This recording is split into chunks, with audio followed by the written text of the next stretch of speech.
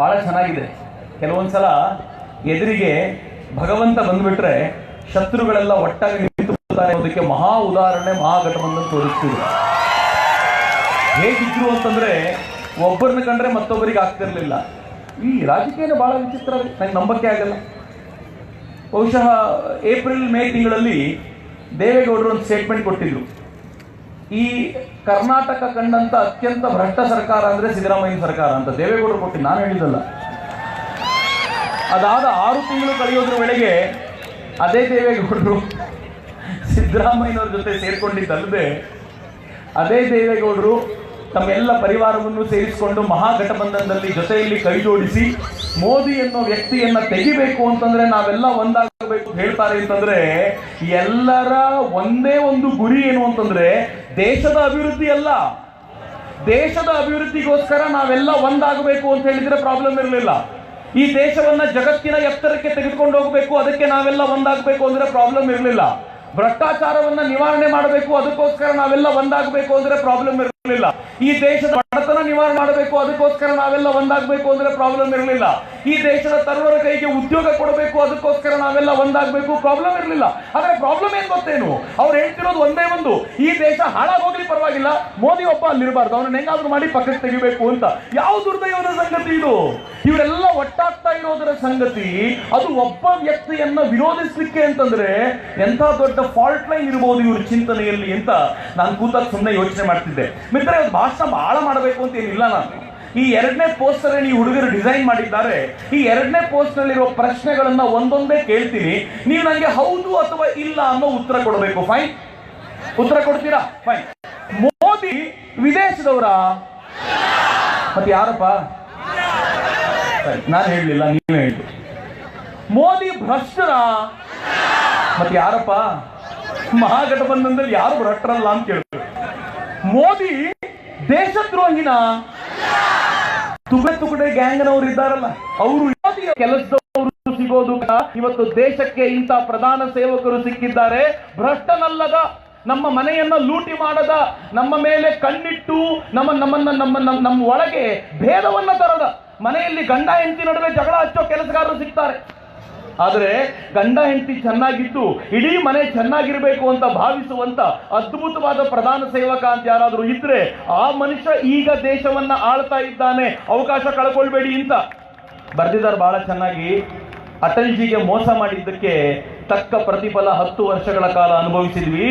ಈಗ ಮೋದಿಯವರಿಗೆ ಮೋಸ ಮಾಡಿದ್ರೆ ವಿಕಾಸದ ಕನಸೆ ಕಮರಿ ಹೋಗುತ್ತೆ. ನೆನಪಿರ್ಲಿ, ನಮ್ಮದೊಂದೇ ಗುರಿ ಮೋದಿ, ಇನ್ನೊಂದು ಬಾರಿ ನಮ್ಮದೊಂದೇ ಗುರಿ. ಶಬಾಷ್. ಇಷ್ಟೇ. ಆಕ್ಚುಲಿ ಇಲ್ಲಿಗೆ ಎಲ್ಲ ಮಾತುಗಳು ಮುಗೀತು ಅಂತ ನನಗೆ ಅನ್ಸುತ್ತೆ. ಆದ್ರೆ ಮಿತ್ರರೇ, ಮಾತಾಡಬೇಕಾದ ಸಂಗತಿಗಳು ಬಹಳ ಇವೆ. ಮೋದಿಯವರನ್ನ ಕಳೆದ ಬಾರಿ ಮೋದಿಯವರನ್ನ ಪ್ರಧಾನಿ ಮಾಡಿ ಅಂತ ನಿಮ್ಮ ಮುಂದೆ ನಮೋ ಬ್ರಿಗೇಡ್ ತಂಡದ ಮೂಲಕ ನಾವು ಬರುವಾಗ ಮೋದಿ ಯಾರು ಅಂತ ಪರಿಚಯಿಸೋದೇ ಅಗತ್ಯ. ಅವತ್ತು ನಾವೆಲ್ಲ ಕಳಕಳಿಯಿಂದ ಕೇಳ್ಕೊಂಡಿದ್ದೀವಿ, ಒಮ್ಮೆ ಈ 10 ವರ್ಷಗಳ ಭ್ರಷ್ಟತೆಯಿಂದ ದೂರ ಮಾಡಲಿಕ್ಕೆ ಮೋದಿಗೊಂದು ವೋಟ್ ಕೊಡಿ ಅಂತ ಕಳಕಳಿಯಿಂದ ಕೇಳ್ಕೊಂಡಿದ್ವಿ. ಮತ್ತು ದೇಶ ವೋಟ್ ಮಾಡಿದ್ರ ಪರಿಣಾಮವಾಗಿ ನರೇಂದ್ರ ಮೋದಿ ಅವರು ಪ್ರಧಾನಿ ಪಟ್ಟದಲ್ಲಿ ಕೂತ್ಕೊಂಡ್ರಲ್ಲ. ಇವತ್ತು ನಾನು ಮತ್ತೆ ನಿಮ್ಮ ಹತ್ರ ವೋಟ್ ಕೇಳಲ್ಲ, ಖಂಡಿತವಾಗಿ ಕೇಳಲ್ಲ.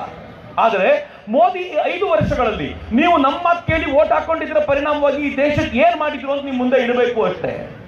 ನರೇಂದ್ರ ಮೋದಿ ಅವರು ಅಧಿಕಾರಕ್ಕೆ ಬರುವಂತ ಅಂದ್ರೆ ಇವತ್ತಿಗೆ 5 ವರ್ಷಗಳ ಮುಂಚೆ ಈ ದೇಶದ ಸ್ಥಿತಿ ಏನಿತ್ತು ಗೊತ್ತಾ? ಯಾವತ್ತಾದ್ರೂ ಈ ದೇಶದ ಭೂಪಟವನ್ನ ನಿಮ್ಮ ಎದುರಿಗೆ ಇಟ್ಕೊಂಡು ನೋಡ್ಕೊಳ್ಳಿ. ಈ ದೇಶದ ಸುತ್ತ ನೋಡಿದ್ರೆ ನಿಮ್ಗೆ ಗೊತ್ತಾಗುತ್ತೆ. ಒಂದು ಕಡೆ ಈ ದೇಶದ ಪಕ್ಕದಲ್ಲಿದ್ದ ನೇಪಾಳ ಭಾರತವನ್ನ ಧಿಕ್ಕರಿಸಿತ್ತು. ನೇಪಾಳದ ಜೊತೆಗಿದ್ದ ಭೂತಾನಕ್ಕೆ ಭಾರತವನ್ನು ಕಂಡ್ರೆ ಆಗ್ತಿರ್ಲಿಲ್ಲ. ಭಾರತವನ್ನು ಕಂಡ್ರೆ ಪ್ರೀತಿ ಇತ್ತು, ಆದ್ರೆ ಧೈರ್ಯವಾಗಿ ಅಪ್ಪಿಕೊಳ್ಳುವ ತಾಕತ್ತಿರಲಿಲ್ಲ.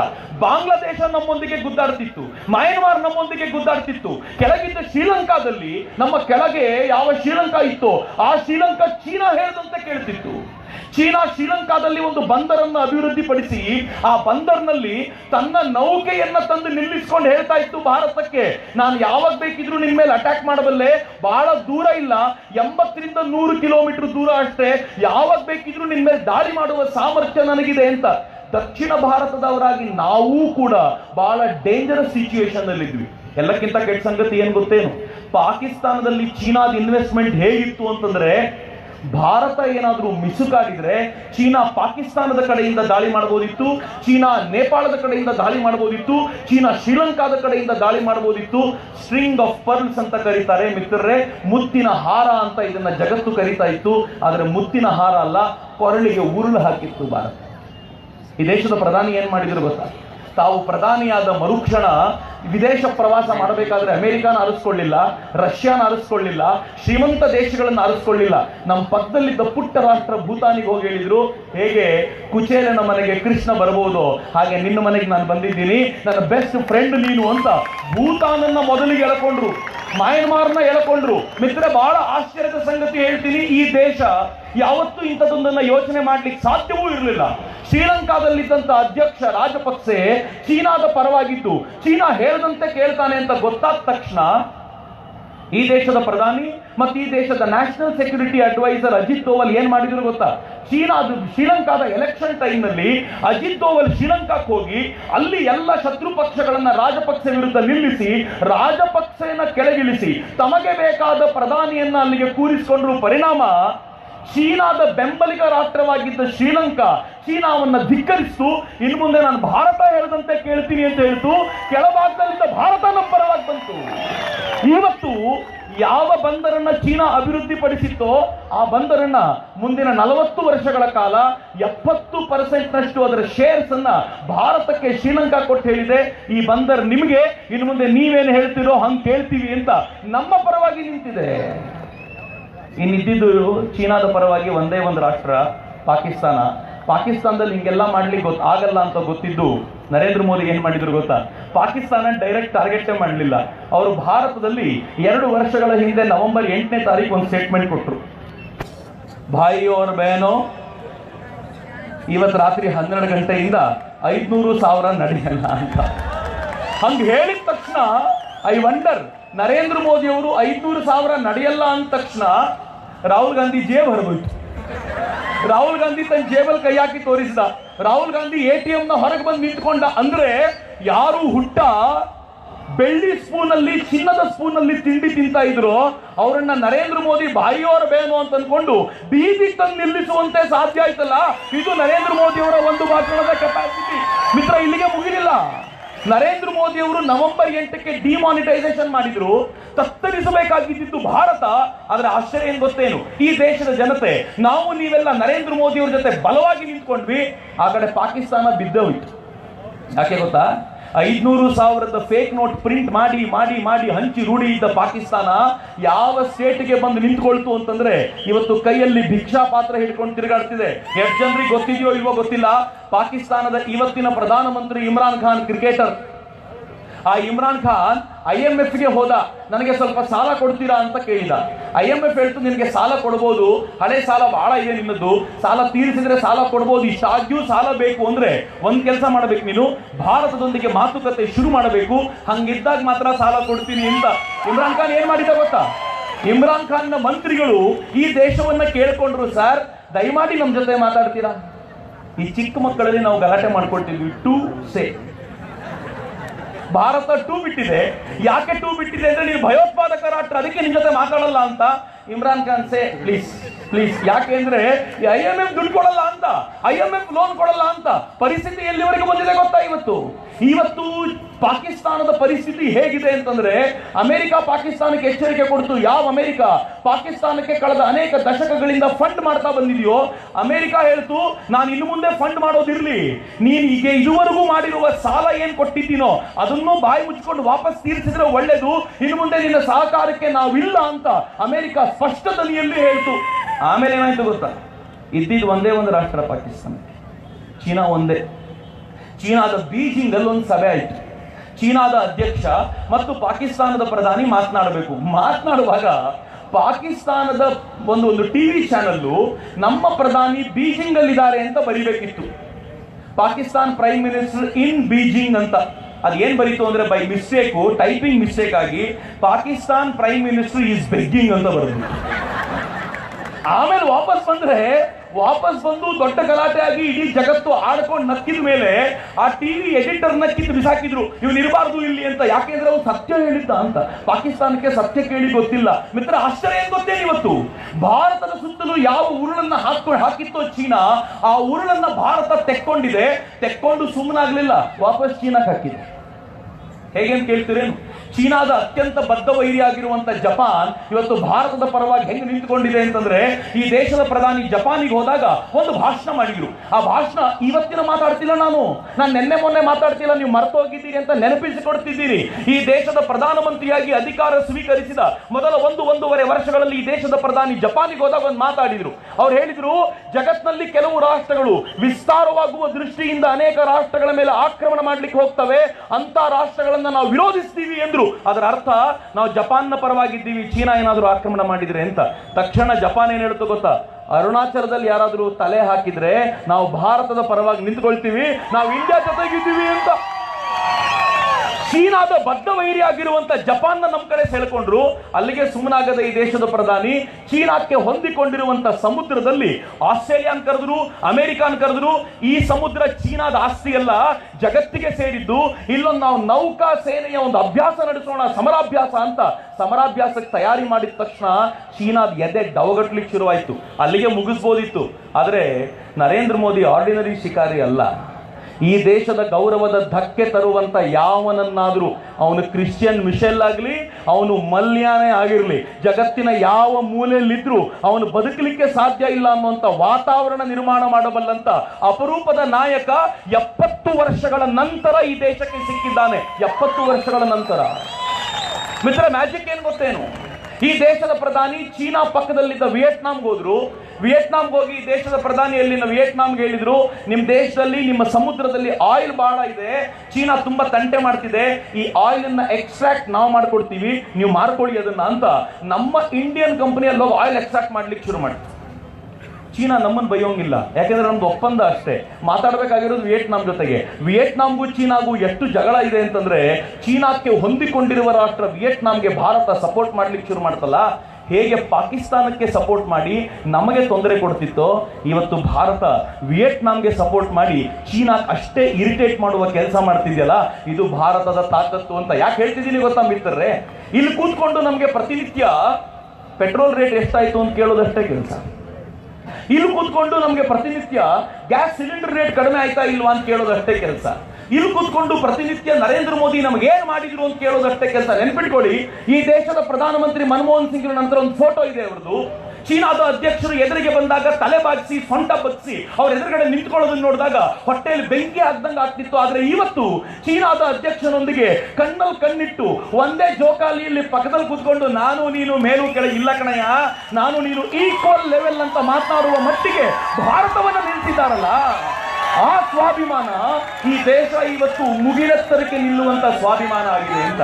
ಈ ಸ್ವಾಭಿಮಾನವನ್ನ ಈ ದೇಶದ ತಾರುಣ್ಯ ಫೀಲ್ ಮಾಡಬೇಕಾದಂತ ಅಗತ್ಯ ಇದೆ. ಇಷ್ಟೇ ಅಲ್ಲ, ಈ ದೇಶವನ್ನು ಹೆಂಗೆ ಕಟ್ಟಿದ್ದಾರೆ ಗೊತ್ತಾ? ನಾನು ತುಂಬಾ ವಿಸ್ತಾರವಾಗಿರುವಂತ ಕೆಲವು ಸಂಗತಿಗಳನ್ನು ಹಂಚಿಕೊಳ್ಳಬೇಕು. ಹೆಂಗೆ ಕಟ್ಟಿದ್ದಾರೆ ಈ ದೇಶದ ಪ್ರಧಾನಿ ಈ ದೇಶವನ್ನ ಇವತ್ತು ಅಂತಂದ್ರೆ, ಈ ದೇಶದ ಆರ್ಮ್ಡ್ ಫೋರ್ಸಸ್. ಇವತ್ತು ನಾನು ಸ್ಕ್ವಾಡ್ರನ್ ಲೀಡರ್ ಭಾಸ್ಕರ್ ಅವ್ರ ಜೊತೆ ಕೂತಿದ್ದೆ. ಭಾಸ್ಕರ್ ಅವರಿಗೆ ಇಂಟರ್ವ್ಯೂ ಮಾಡ್ತಾ ಇರೋನು ಸುವರ್ಣ ಚಾನೆಲ್ನ ವ್ಯಕ್ತಿ ನನಗೆ ಪ್ರಶ್ನೆ ಕೇಳಿದ. ಭಾಸ್ಕರ್ ಏನ್ ಕೇಳ್ತಾನೆ ಗೊತ್ತಾ? ಸರ್, ಇವತ್ತು ಭಾರತ ಚೀನಾದೊಂದಿಗೆ ಯುದ್ಧ ಮಾಡಬಲ್ಲದ? ಕಾನ್ಫಿಡೆಂಟ್ ಆಗಿದೆಯಾ ಭಾರತದ ಸೇನೆ ಅಂತಂದ್ರೆ ಏನಂದ್ರೆ ಗೊತ್ತಾ? ಚೀನಾ ಅಮೆರಿಕ ಜೊತೆ ಯುದ್ಧ ಮಾಡಬೇಕಾದ್ರೆ ಎಷ್ಟು ಕಾನ್ಫಿಡೆಂಟ್ ಇಂದ ಯುದ್ಧ ಮಾಡುತ್ತೋ, ಭಾರತ ಚೀನಾದೊಂದಿಗೆ ಯುದ್ಧ ಮಾಡಬೇಕಾದ್ರೂ ಇವತ್ತು ಅಷ್ಟೇ ಕಾನ್ಫಿಡೆನ್ಸ್ ಹೊಂದಿದೆ. ಆ ತರದ ಸೇನೆ ನಿರ್ಮಾಣ ಆಗಿದೆ ಇವತ್ತು ಭಾರತದಲ್ಲಿ ಅಂತ. ಹೆಂಗಿದೆ ಗೊತ್ತಾ? ಇವತ್ತು ರಫೇಲ್ ಟಿ ಶರ್ಟ್ ರಿಲೀಸ್ ಮಾಡಬೇಕಾದ್ರೆ ನಾನು ಆ ಟಿ ಶರ್ಟ್ ನ ಡಿಸೈನ್ ನೋಡಿ ಬಹಳ ಖುಷಿ ಆಯ್ತು ನನಗೆ. ರಫೇಲ್ ನ ಹೆಸರೇ ದ ಡೆಸ್ಟ್ರಾಯರ್ ಅಂತ ಇಟ್ಟಿದ್ದಾರೆ. ಮಿತ್ರರೇ, ಈ ದೇಶಕ್ಕೆ ರಫೇಲ್ ಬೇಕು ಅಂತ 5 ವರ್ಷಗಳ ಹಿಂದೆ ಎಲ್ಲ ಡಿಸೈಡ್ ಆಗಿದ್ದು. ಈ ದೇಶಕ್ಕೆ ರಫೇಲ್ ಬೇಕು ಅಂತ ಮನಮೋಹನ್ ಸಿಂಗ್ ಪ್ರಧಾನಿ ಆದಾಗೆಲ್ಲ ಡಿಸೈಡ್ ಆಗಿತ್ತು. ಈ ದೇಶಕ್ಕೆ ರಫೇಲ್ ಬೇಕು ಅಂತ ಅಟಲ್ಜಿ ಪ್ರಧಾನಿ ಆದಾಗಲೇ ಡಿಸೈಡ್ ಆಗಿತ್ತು. ಏಕೆ ಅಂತಂದ್ರೆ ಈ ದೇಶದ ಸ್ಕ್ವಾಡ್ರನ್ಗಳು ಕಡಿಮೆ ಆಗ್ತಾ ಹೋಗ್ತಿತ್ತು. ಒಂದೊಂದು ಸ್ಕ್ವಾಡ್ರನ್ ನಲ್ಲಿ 18 ಯುದ್ಧ ವಿಮಾನ ಇರುತ್ತೆ. ನಿಧಾನವಾಗಿ ಯುದ್ಧ ವಿಮಾನಗಳು ಔಟ್ಡೇಟೆಡ್ ಆಗ್ತಾ ಇದ್ದಂತೆ 41 ಇದ್ದ ಸ್ಕ್ವಾಡ್ರನ್ಗಳು 35 ಆಗಿತ್ತು. ಅದು 25ಕ್ಕೂ ಇಳಿಯುವ ಲಕ್ಷಣ ಇದ್ದಾಗ ಅಟಲ್ಜಿ ಹೇಳಿದ್ರು, ನಮಗೆ 126 ರಫೇಲ್ಗಳನ್ನ ಕೊಂಡ್ಕೋಬೇಕು ಅಂತ. ಆದ್ರೆ ನಾವು ಮೋಸ ಮಾಡ್ಬಿಟ್ವಲ್ಲ. ಅಟಲ್ಜಿಗೆ 2ನೇ ಬಾರಿ ಅಧಿಕಾರ ಕೊಡಲಿಲ್ಲ. ಅದರ ಪರಿಣಾಮವಾಗಿ ಅಧಿಕಾರಕ್ಕೆ ಬಂದಂತ ಮನಮೋಹನ್ ಸಿಂಗ್ ಮತ್ತು ಟೀಮು ರಫೇಲ್ ಕೊಂಡ್ಕೋಬೇಕು ಅನ್ನಿಸ್ಲಿಲ್ಲ ಅವರಿಗೆ. ಆಗಸ್ಟಾ ವೆಸ್ಟ್ಲ್ಯಾಂಡ್ ಅನ್ನುವಂತ ಹೆಲಿಕಾಪ್ಟರ್ಗಳನ್ನ ಕೊಂಡ್ಕೊಂಡ್ರು. ಬಹಳ ಜನರಿಗೆ ಗೊತ್ತಿಲ್ಲ ಆಗಸ್ಟಾ ವೆಸ್ಟ್ಲ್ಯಾಂಡ್ ಹೆಲಿಕಾಪ್ಟರ್ಗಳು ಎಲ್ಲಿಂದು ಅಂತ. ಈ ಹೆಲಿಕಾಪ್ಟರ್ ಕಂಪನಿ ಇಟಲಿದು.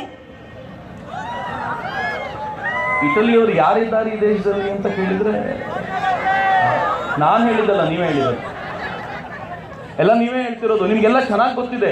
ಇಟಲಿಯ ಕಂಪನಿಯ ಆಗಸ್ಟಾ ವೆಸ್ಟ್ಲ್ಯಾಂಡಿನ ಆ ವಿಮಾನಗಳನ್ನ, ಹೆಲಿಕಾಪ್ಟರ್ಗಳನ್ನ ಖರೀದಿ ಮಾಡಲಿಕ್ಕೆ ಸರ್ಕಾರ ಏನ್ ಮಾಡ್ತು ಗೊತ್ತಾ? ಆವತ್ತಿನ ಏರ್ ಚೀಫ್ ಮಾರ್ಷಲ್ಗೆ ಆ ಮಿಡ್ಲ್ ಮ್ಯಾನ್ ಕ್ರಿಶ್ಚಿಯನ್ ಮಿಶೆಲ್ ಇಂದ ದುಡ್ಡನ್ನು ಕೊಡಿಸ್ತು. ಆ ಏರ್ ಚೀಫ್ ಮಾರ್ಷಲ್ ಏನ್ ಹೇಳಿದ್ರು, 6000 ಮೀಟರ್ ಎತ್ತರ ಹಾರಾಟ ಮಾಡಬೇಕಾಗಿರುವಂತ ಹೆಲಿಕಾಪ್ಟರ್ ಬೇಕಾಗಿಲ್ಲ, 4500 ಮೀಟರ್ ಎತ್ತರ ಹಾರಾಟ ಮಾಡಿದ್ರೆ ಸಾಕು ಅಂತ. 4500 ಮೀಟರ್ ಎತ್ತರ ಹಾರಾಟ ಅಂದ ತಕ್ಷಣ ಈ ಆಗಸ್ಟಾ ವೆಸ್ಟ್ಲ್ಯಾಂಡ್ ಹೆಲಿಕಾಪ್ಟರ್ ಒಳಗೆ ಬಂತು. ಅವರು ಮಾರಾಟ ಮಾಡ್ಲಿಕ್ಕೆ ನಿಂತ್ಕೊಂಡ್ರು. ರಾಬರ್ಟ್ ವಾದ್ರಾ ಮುಂದೆ ನಿಂತ್ಕೊಂಡು 100 ಕೋಟಿ ರೂಪಾಯಿ ಕಿಕ್ ಬ್ಯಾಕ್ ಅಂತ ತಗೊಂಡು 3600 ಕೋಟಿ ರೂಪಾಯಿಯ 12 ಹೆಲಿಕಾಪ್ಟರ್ಗಳನ್ನ ತರಬೇಕು ಅಂತ ಒಪ್ಪಂದ ಮಾಡಿಕೊಂಡ್ರು. 12 ಹೆಲಿಕಾಪ್ಟರ್ 3600 ಕೋಟಿ. ಆಗಸ್ಟಾ ವೆಸ್ಟ್ಲ್ಯಾಂಡ್ ಹೆಲಿಕಾಪ್ಟರ್ಗಳನ್ನ ಜಗತ್ತಿನ ಶ್ರೀಮಂತ ರಾಷ್ಟ್ರಗಳು ಧಿಕ್ಕರಿಸಿದ್ದು. ಯಾಕೆಂದ್ರೆ ಈ ಹೆಲಿಕಾಪ್ಟರ್ಗಳು ಅದರ ಕೆಪಾಸಿಟಿಗಿಂತ ಕಾಸ್ಟ್ ಜಾಸ್ತಿ, ಇಷ್ಟು ಕಾಸ್ಟ್ಲಿ ಹೆಲಿಕಾಪ್ಟರ್ಗಳನ್ನ ಕೊಂಡುಕೊಳ್ಳುವ ತಾಕತ್ ನಮಗಿಲ್ಲ ಅಂತ ಶ್ರೀಮಂತ ರಾಷ್ಟ್ರಗಳು ನಿರಾಕರಿಸಿದ್ವು. ಆದರೆ ಭಾರತ ಇಟಲಿಯ ಕಂಪನಿ ಎನ್ನುವ ಕಾರಣಕ್ಕೋಸ್ಕರ 3600 ಕೋಟಿ ರೂಪಾಯಿಯ ಹೆಲಿಕಾಪ್ಟರ್ನ ಕೊಂಡ್ಕೊಂಡು ಬಂದಿತ್ತು. ಮಿತ್ರರೇ, ಸುದ್ದಿ ಹೊರಗೆ ಬಂತು. ಸುದ್ದಿ ಹೊರಗೆ ಹಾಕಿದವರು ಭಾರತೀಯರಲ್ಲ. ಇಟಲಿಯಲ್ಲಿ ಪೊಲೀಸರು ಈ ಇಬ್ಬರು ಆಫೀಸರ್ಗಳನ್ನ, ಈ ಆಗಸ್ಟಾ ವೆಸ್ಟ್ಲ್ಯಾಂಡ್ಗೆ ಸಂಬಂಧಪಟ್ಟ ಅಧಿಕಾರಿಗಳನ್ನ ಹಿಡಿದ್ರು. ಭಾರತದ ಅಧಿಕಾರಿಗಳಿಗೆ ಇವರು ದುಡ್ಡು ಕೊಟ್ಟಿದ್ದಾರೆ, ರಾಜಕಾರಣಿಗಳಿಗೆ ದುಡ್ಡು ಕೊಟ್ಟಿದ್ದಾರೆ ಅಂತ ಅಲ್ಲಿನ ಪೇಪರ್ ಅಲ್ಲಿ ಬಂದಾಗ, ನಂಗೆ ಗೊತ್ತಿಲ್ಲ ಎಷ್ಟು ಜನ ಅವತ್ತಿನ ವಿಚಾರಗಳನ್ನು ನೋಡಿದ್ದೀರೋ, ಸಂಸತ್ನಲ್ಲಿ ಚರ್ಚೆಗೆ ಬಂತು ಆಗಸ್ಟಾ ವೆಸ್ಟ್ಲ್ಯಾಂಡ್ ಅಲ್ಲಿ ಹಗರಣ ಆಗಿದೆಯಾ ಅಂತಂದ್ರೆ, ಅವತ್ತಿನ ಸಂಸತ್ನಲ್ಲಿ ಇದ್ದಂತ ರಕ್ಷಣಾ ಸಚಿವರು ಏನ್ ಹೇಳಿದ್ರು ಗೊತ್ತಾ? ಹೌದೌದು, ಆಗಸ್ಟಾ ವೆಸ್ಟ್ಲ್ಯಾಂಡ್ ಅಲ್ಲಿ ಹಗರಣ ಆಗಿದೆ. ಆಗಸ್ಟಾ ವೆಸ್ಟ್ಲ್ಯಾಂಡ್ ಅಲ್ಲಿ ಹಗರಣ ಆಗಿದೆ ಅಂತ ಸರ್ಕಾರ ಒಪ್ಪಿಕೊಂಡ ನಂತರ ದೊಡ್ಡ ಗಲಾಟೆಯಾಗಿ ಏನ್ ಮಾಡ್ತು ಗೊತ್ತಾ ಸರ್ಕಾರ?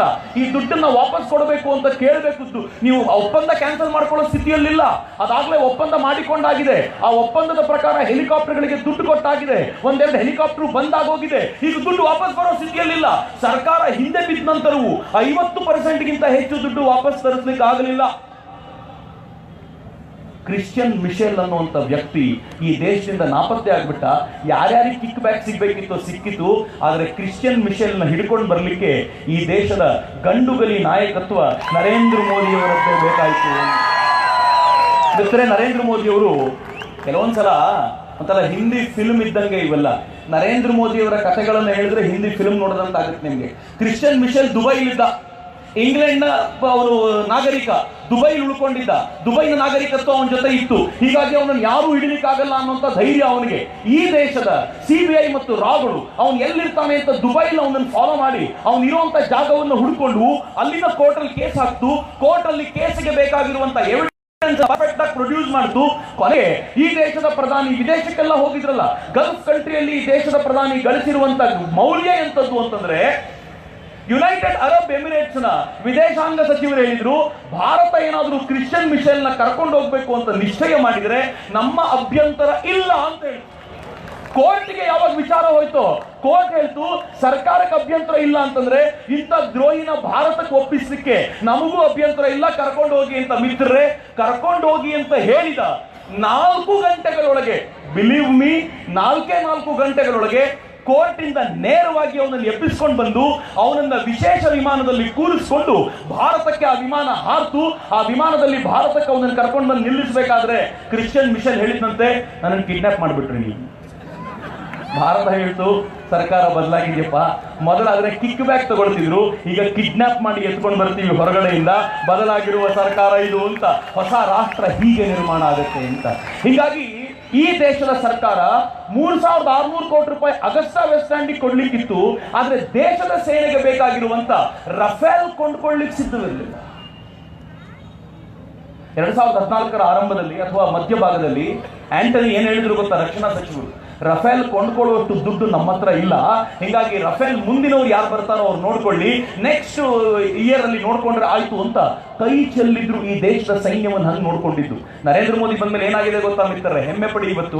ಇವತ್ತು ಬಹಳ ಹೆಮ್ಮೆಯ ಸಂಗತಿ ಅಂತಂದ್ರೆ ಇವತ್ತು ಪರೇಡ್ ನೋಡಿದೀವಿ ನಾವೆಲ್ಲ. ಪರೇಡ್ ನೋಡುವಾಗಲೆಲ್ಲ ಈ ದೇಶದ ಸೈನಿಕರ ಕವಾಯತ ನೋಡ್ಬೇಕಾದಾಗ ಒಂಥರ ಮೈಯಲ್ಲೆಲ್ಲ ಕರೆಂಟ್ ಪಾಸ್ ಆಗುವಂತ ವಾತಾವರಣ, ಅಂತ ಅದ್ಭುತವಾದ ಕವಾಯತು ಈ ದೇಶದ ಸೈನಿಕರದ್ದು. ಈ ದೇಶದ ಒಬ್ಬ ಸೈನಿಕನಿಗೆ ಇವತ್ತು ಶೌರ್ಯ ಚಕ್ರವನ್ನ, ಇವತ್ತು ಅತ್ಯಂತ ಶ್ರೇಷ್ಠ ಪ್ರಶಸ್ತಿಯನ್ನ ಕೊಡಲಾಯಿತು. ಆ ಶ್ರೇಷ್ಠ ಸೈನಿಕ ಹೇಗಿದ್ದ, ನಜೀಬ್ ಅಂತ ಅವನ ಹೆಸರು. ಆ ಶ್ರೇಷ್ಠ ಸೈನಿಕನ ವಿಶೇಷ ಏನ್ ಗೊತ್ತೇನು? ಅವನು ಭಯೋತ್ಪಾದಕರ ಗ್ಯಾಂಗ್ ಅಲ್ಲಿ ಇದ್ದವನು. ಅವನು ಶರಣಾಗತನಾಗಿ ಮನಃಪರಿವರ್ತನೆಯಾಗಿ ಅವನು ಸೈನಿಕನಾಗಿ ಅವನು 30ಕ್ಕೂ ಹೆಚ್ಚು ಉಗ್ರರನ್ನ ಕೊಂದು ಹಾಕದ. ಮೊನ್ನೆ ಕೊಲ್ಲಬೇಕಾದಾಗ್ಲೂ ಕೂಡ ಅವನ ಸಾಹಸ ಎಂತದ್ದು ಅಂತಂದ್ರೆ, ಒಬ್ಬ ಉಗ್ರನನ್ನ ಕೊಂದು ಮುಂದಕ್ಕೆ ಹೋಗ್ಬೇಕಾದ್ರೆ ಅವನ ದೇಹದ ಮೇಲೆ ಗುಂಡುಗಳ ಸರಮಾಲೆಯ ಬಿತ್ತು, ಕೆಳಗೆ ಕುಸಿದು ಬೀಳಬೇಕಿತ್ತು.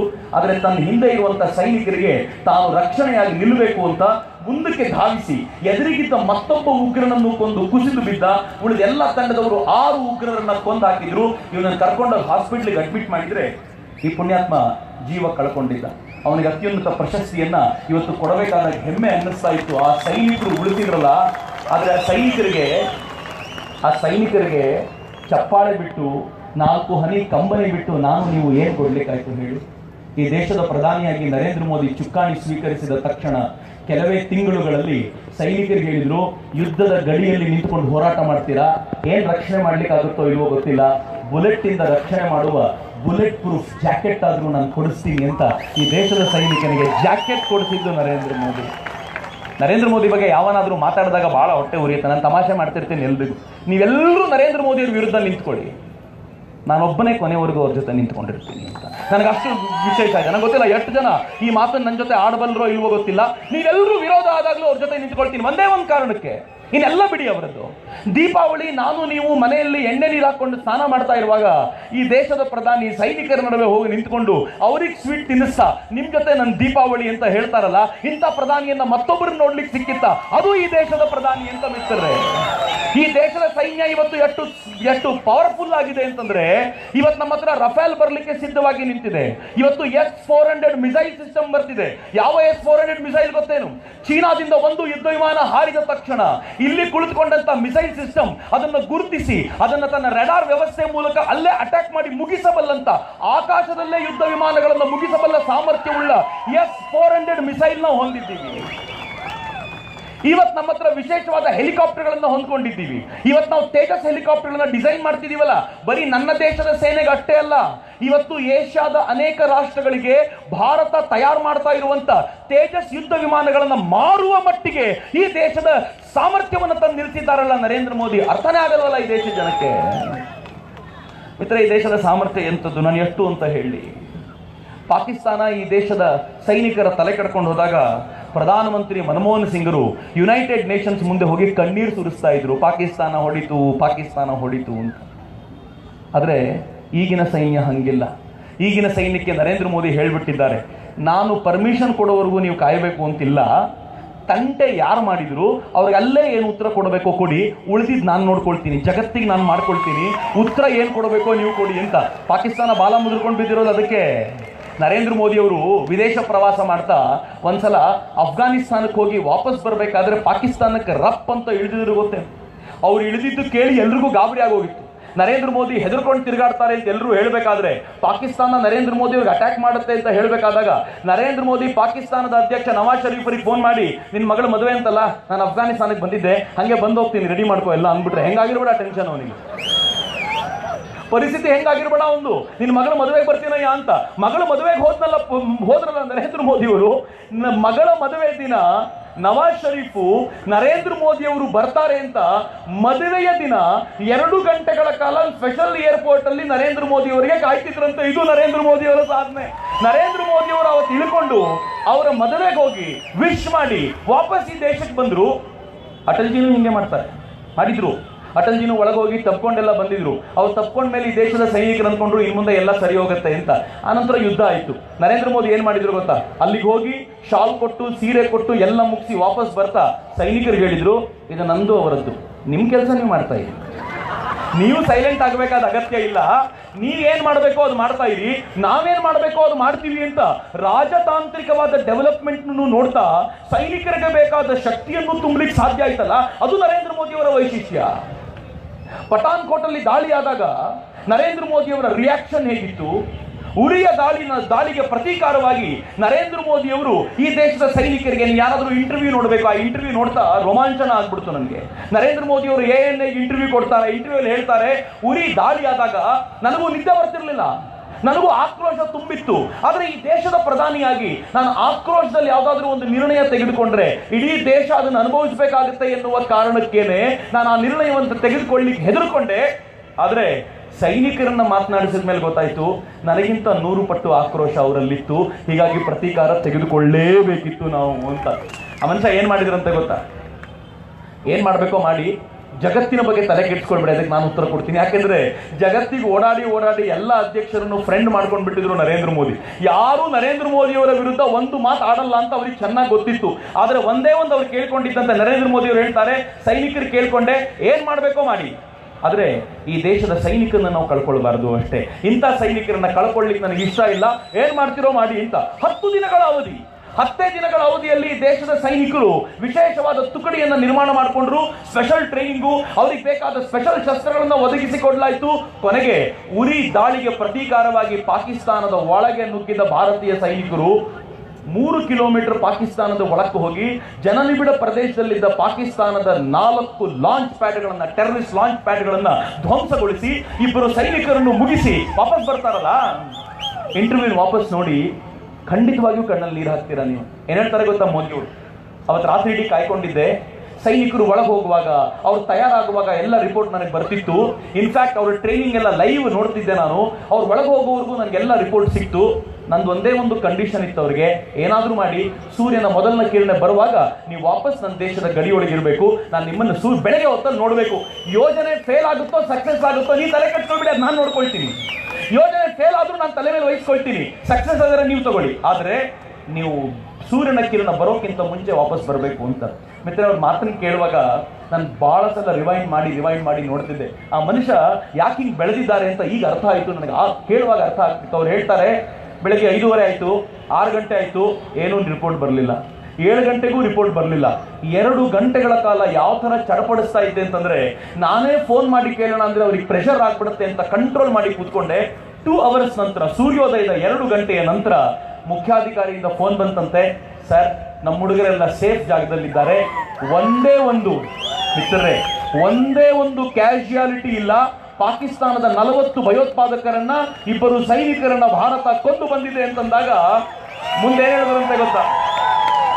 ಸೈನಿಕ ಮುಖ್ಯಾಧಿಕಾರಿ ಹೇಳಿದ್ರಂತೆ, ಸರ್ ರಾತ್ರಿ ನಿದ್ದೆ ಇಲ್ಲದೆ ಇದ್ದೀರಾ, ಒಂದ್ ಸ್ವಲ್ಪ ಮಲ್ಕೊಳ್ಳಿ ಸರ್.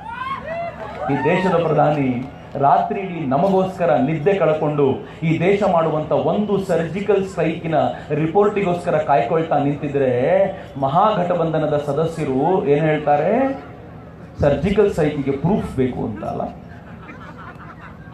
ನೀವು ಪ್ರೂಫ್ ಕೇಳಿದ್ರಿ, ಈ ದೇಶ ಸಿನಿಮಾನೇ ಮಾಡಿ ನಿಮ್ ಮುಂದೆ ಇಟ್ಟು ಹಾಳಾಗುವ ಉರಿ ಸಿನಿಮಾ ಮಾಡಿ ಮುಂದಿಟ್ಟ ಮೇಲೆ ಕೇಳಿದ ಪ್ರೂಫಿಗೆ ಸಿನಿಮಾ ಇಟ್ಟು ನೋಡಿದ್ರಲ್ಲ, ಆ ನೋಡಿದ ಪರಿಣಾಮ ಹೆಂಗಾಗಿದೆ ಇವತ್ತು ಅಂತಂದ್ರೆ, ಇವತ್ತು ಯಾರನ್ನು ಕೇಳಿದ್ರು ಹೌಸ್ ದ ಜೋಶ್, ನಾನು ಕೇಳಿದ್ರೆ ಹೇಳ್ತೀರಾ ಈಗ? ಆದ್ರೆ ಈ ಬಾರಿ ಕೇಳೋದು ನಾನು ಯುದ್ಧಕ್ಕಲ್ಲ, ಈ ಬಾರಿ ಕೇಳೋದು 2019 ಎಲೆಕ್ಷನ್ಗೆ. ಹೌಸ್ ದ ಜೋಶ್ ಸಾಕಾಗಲಿಲ್ಲ. How's the josh, how's the josh, Jai Hind, Jai Hind.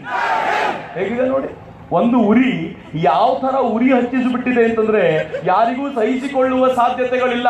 ಇಡೀ ಜಾಗತಿಕ ಮಟ್ಟದಲ್ಲಿ ಬಹಳ ಅಚ್ಚರಿಯ ಸಂಗತಿ ಏನ್ ಗೊತ್ತೇನು? ಈ ಜಗತ್ತಿನಲ್ಲಿ 200ಕ್ಕೂ ಹೆಚ್ಚು ರಾಷ್ಟ್ರಗಳಿವೆಯಲ್ಲ, 200ಕ್ಕೂ ಹೆಚ್ಚು ರಾಷ್ಟ್ರಗಳಲ್ಲಿ ನರೇಂದ್ರ ಮೋದಿ ಅವರು ಮಾಡಿದ ಕೆಲಸ ತಪ್ಪು ಅಂತ ಒಂದೇ ಒಂದು ರಾಷ್ಟ್ರ ಹೇಳಲಿಲ್ಲ. ಇದು ಭಾರತದ ಸಾಧನೆ, ನೆನಪಿಟ್ಕೊಳ್ಳಿ ಮಿತ್ರರೇ ಅಂತ.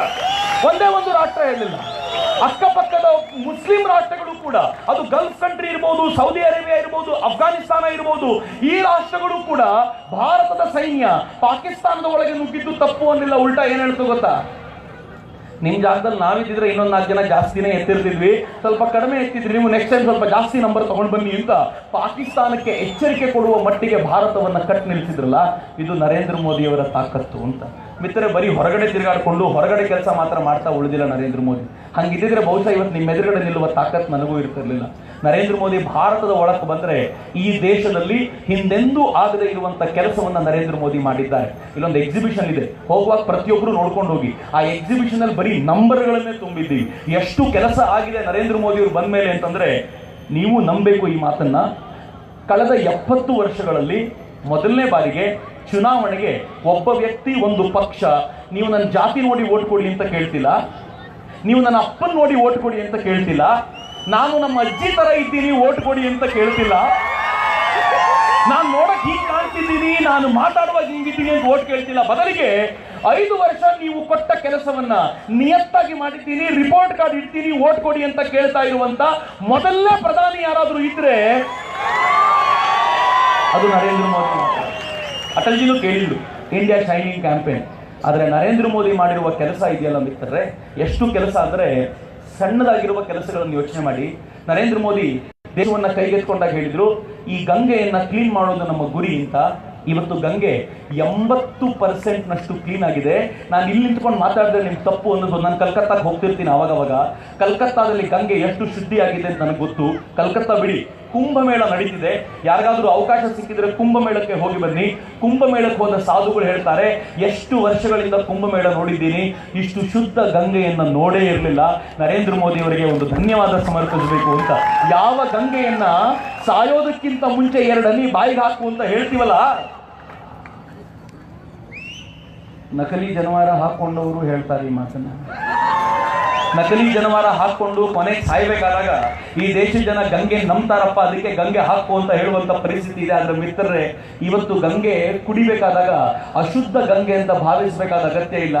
ನರೇಂದ್ರ ಮೋದಿ ಗಂಗಾ ಪುತ್ರನಾಗಿ ಆ ತಾಯಿಗೆ ಎಂಥ ಗೌರವ ಸಮರ್ಪಿಸಿದ್ದಾನೆ ಅಂತಂದ್ರೆ, ಇನ್ನೊಂದು 10 ವರ್ಷ 5 ವರ್ಷ ಕಳೆದ್ರೆ ಅವ್ರ ಟಾರ್ಗೆಟ್ ಇರೋದು 2020 ವೇಳೆಗೆ 100% ಗಂಗೆ ಶುದ್ಧ ಮಾಡೋದು ನಮ್ಮ ಗುರಿ ಅಂತ 2020 ಟಾರ್ಗೆಟ್ ಇಟ್ಕೊಂಡಿದ್ದಾರಲ್ಲ. ಬಿಲೀವ್ ಮೀ, ಅವ್ರ ಆ ಟಾರ್ಗೆಟ್ ಅನ್ನು ಕಂಪ್ಲೀಟ್ ಮಾಡ್ತಾರೆ. ಬರೀ ಗಂಗೆ ಅಲ್ಲ, ಈ ದೇಶದ ರಸ್ತೆಗಳ ವೇಗ ಹೇಗಿದೆ ಗೊತ್ತಾ? ಈ ದೇಶದಲ್ಲಿ ಭಾರತ್ ಮಾಲಾ ಅಂತ ಒಂದು ಯೋಜನೆ ಮಾಡಿಕೊಂಡ್ರು. ಅಟಲ್ ಬಿಹಾರಿ ವಾಜಪೇಯಿ ಚತುಷ್ಪಥ ರಸ್ತೆಗಳನ್ನು ತಂದ್ರು. ಅಕಸ್ಮಾತ್ ಅಟಲ್ ಬಿಹಾರಿ ವಾಜಪೇಯಿ ಚತುಷ್ಪಥ ರಸ್ತೆಗಳನ್ನ ತರದೇ ಹೋಗಿದ್ದಿದ್ರೆ ಇವತ್ತು ಬೆಂಗಳೂರಿನಿಂದ ಹುಬ್ಬಳ್ಳಿಗೆ ಹೋಗ್ಲಿಕ್ಕೆ ನಾವು ಇವತ್ತಿಗೂ ತಿಪ್ಪರ್ಲಾಗ ಹೊಡಿಬೇಕಾಗಿತ್ತು. ಅಟಲ್ಜಿ ಮಾಡಿಕೊಟ್ಟಂತ ಹೈವೇಗಳ ಕಾರಣದಿಂದಾಗಿ ಇವತ್ತು ಆ ಹೈವೇ ಹೋಗ್ಬೇಕಾದಾಗ ಪ್ರತಿ ಸಲ ನೆನಪಿಸ್ಕೊಳ್ತೀನಿ ನಾನು. ನನಗೆ ಅನೇಕರು ಹೇಳ್ತಾರೆ, ಸರ್ ಹುಬ್ಬಳ್ಳಿ ಏನ್ ಬಹಳ ದೂರ ಇಲ್ಲ ಸರ್, ಈಗ 4-4.5 ಗಂಟೆಯಲ್ಲಿ ಹುಬ್ಬಳ್ಳಿಗೆ ಹೋಗ್ಬಿಡ್ಬೋದು ಅಂತ. 4.5 ಗಂಟೆಯಲ್ಲಿ ಹುಬ್ಬಳ್ಳಿಗೆ ಹೋಗ್ತೀರಾ ನಿಜ, ಆದ್ರೆ ಆ ಹುಬ್ಬಳ್ಳಿಗೆ ಹೋಗ್ಲಿಕ್ಕೆ 4.5 ಗಂಟೆ ಸಾಕಾಗುವಂತ ವಾತಾವರಣ ನಿರ್ಮಾಣ ಮಾಡಿಕೊಟ್ಟಿದ್ದು ಅಟಲ್ಜಿ. ಈ ಕಲ್ಪನೆಯೂ ಇರಲಿಲ್ಲ.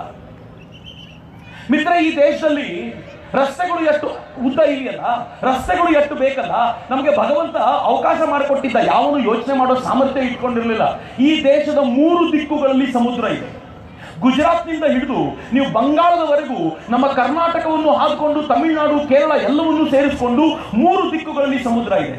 ನಾವೇನಾದ್ರೂ ರೋಡ್ಗಳನ್ನ ಕಡಿಮೆ ಮಾಡಿ ವಾಟರ್ ವೇಸ್ಗಳನ್ನ ಬಳಸಲಿಕ್ಕೆ ಶುರು ಮಾಡಿದ್ರೆ, ನಾವು ರೋಡ್ಗಳ ಬದಲು ಸರಕು ಸಾಗಣೆಗೆ ಸಮುದ್ರವನ್ನ ಬಳಸಲಿಕ್ಕೆ ಶುರು ಮಾಡಿದ್ರೆ ಈ ದೇಶ ಮ್ಯಾಜಿಕಲ್ ಚೇಂಜ್ ಕಾಣ್ತಾ ಇತ್ತು. ನಾನು ಇತ್ತೀಚೆಗೆ ಒಂದು ರೆಕಾರ್ಡ್ ನೋಡ್ತಿದ್ದೆ. 1 ಟನ್ ಸರಕನ್ನ ರಸ್ತೆ ಮೇಲೆ ಸಾಗಿಸ್ಲಿಕ್ಕೆ 1.5 ರೂಪಾಯಿ ಖರ್ಚಾದ್ರೆ ರೈಲ್ನಲ್ಲಿ ಸಾಗಿಸ್ಲಿಕ್ಕೆ 1 ರೂಪಾಯಿ ಸಾಕು.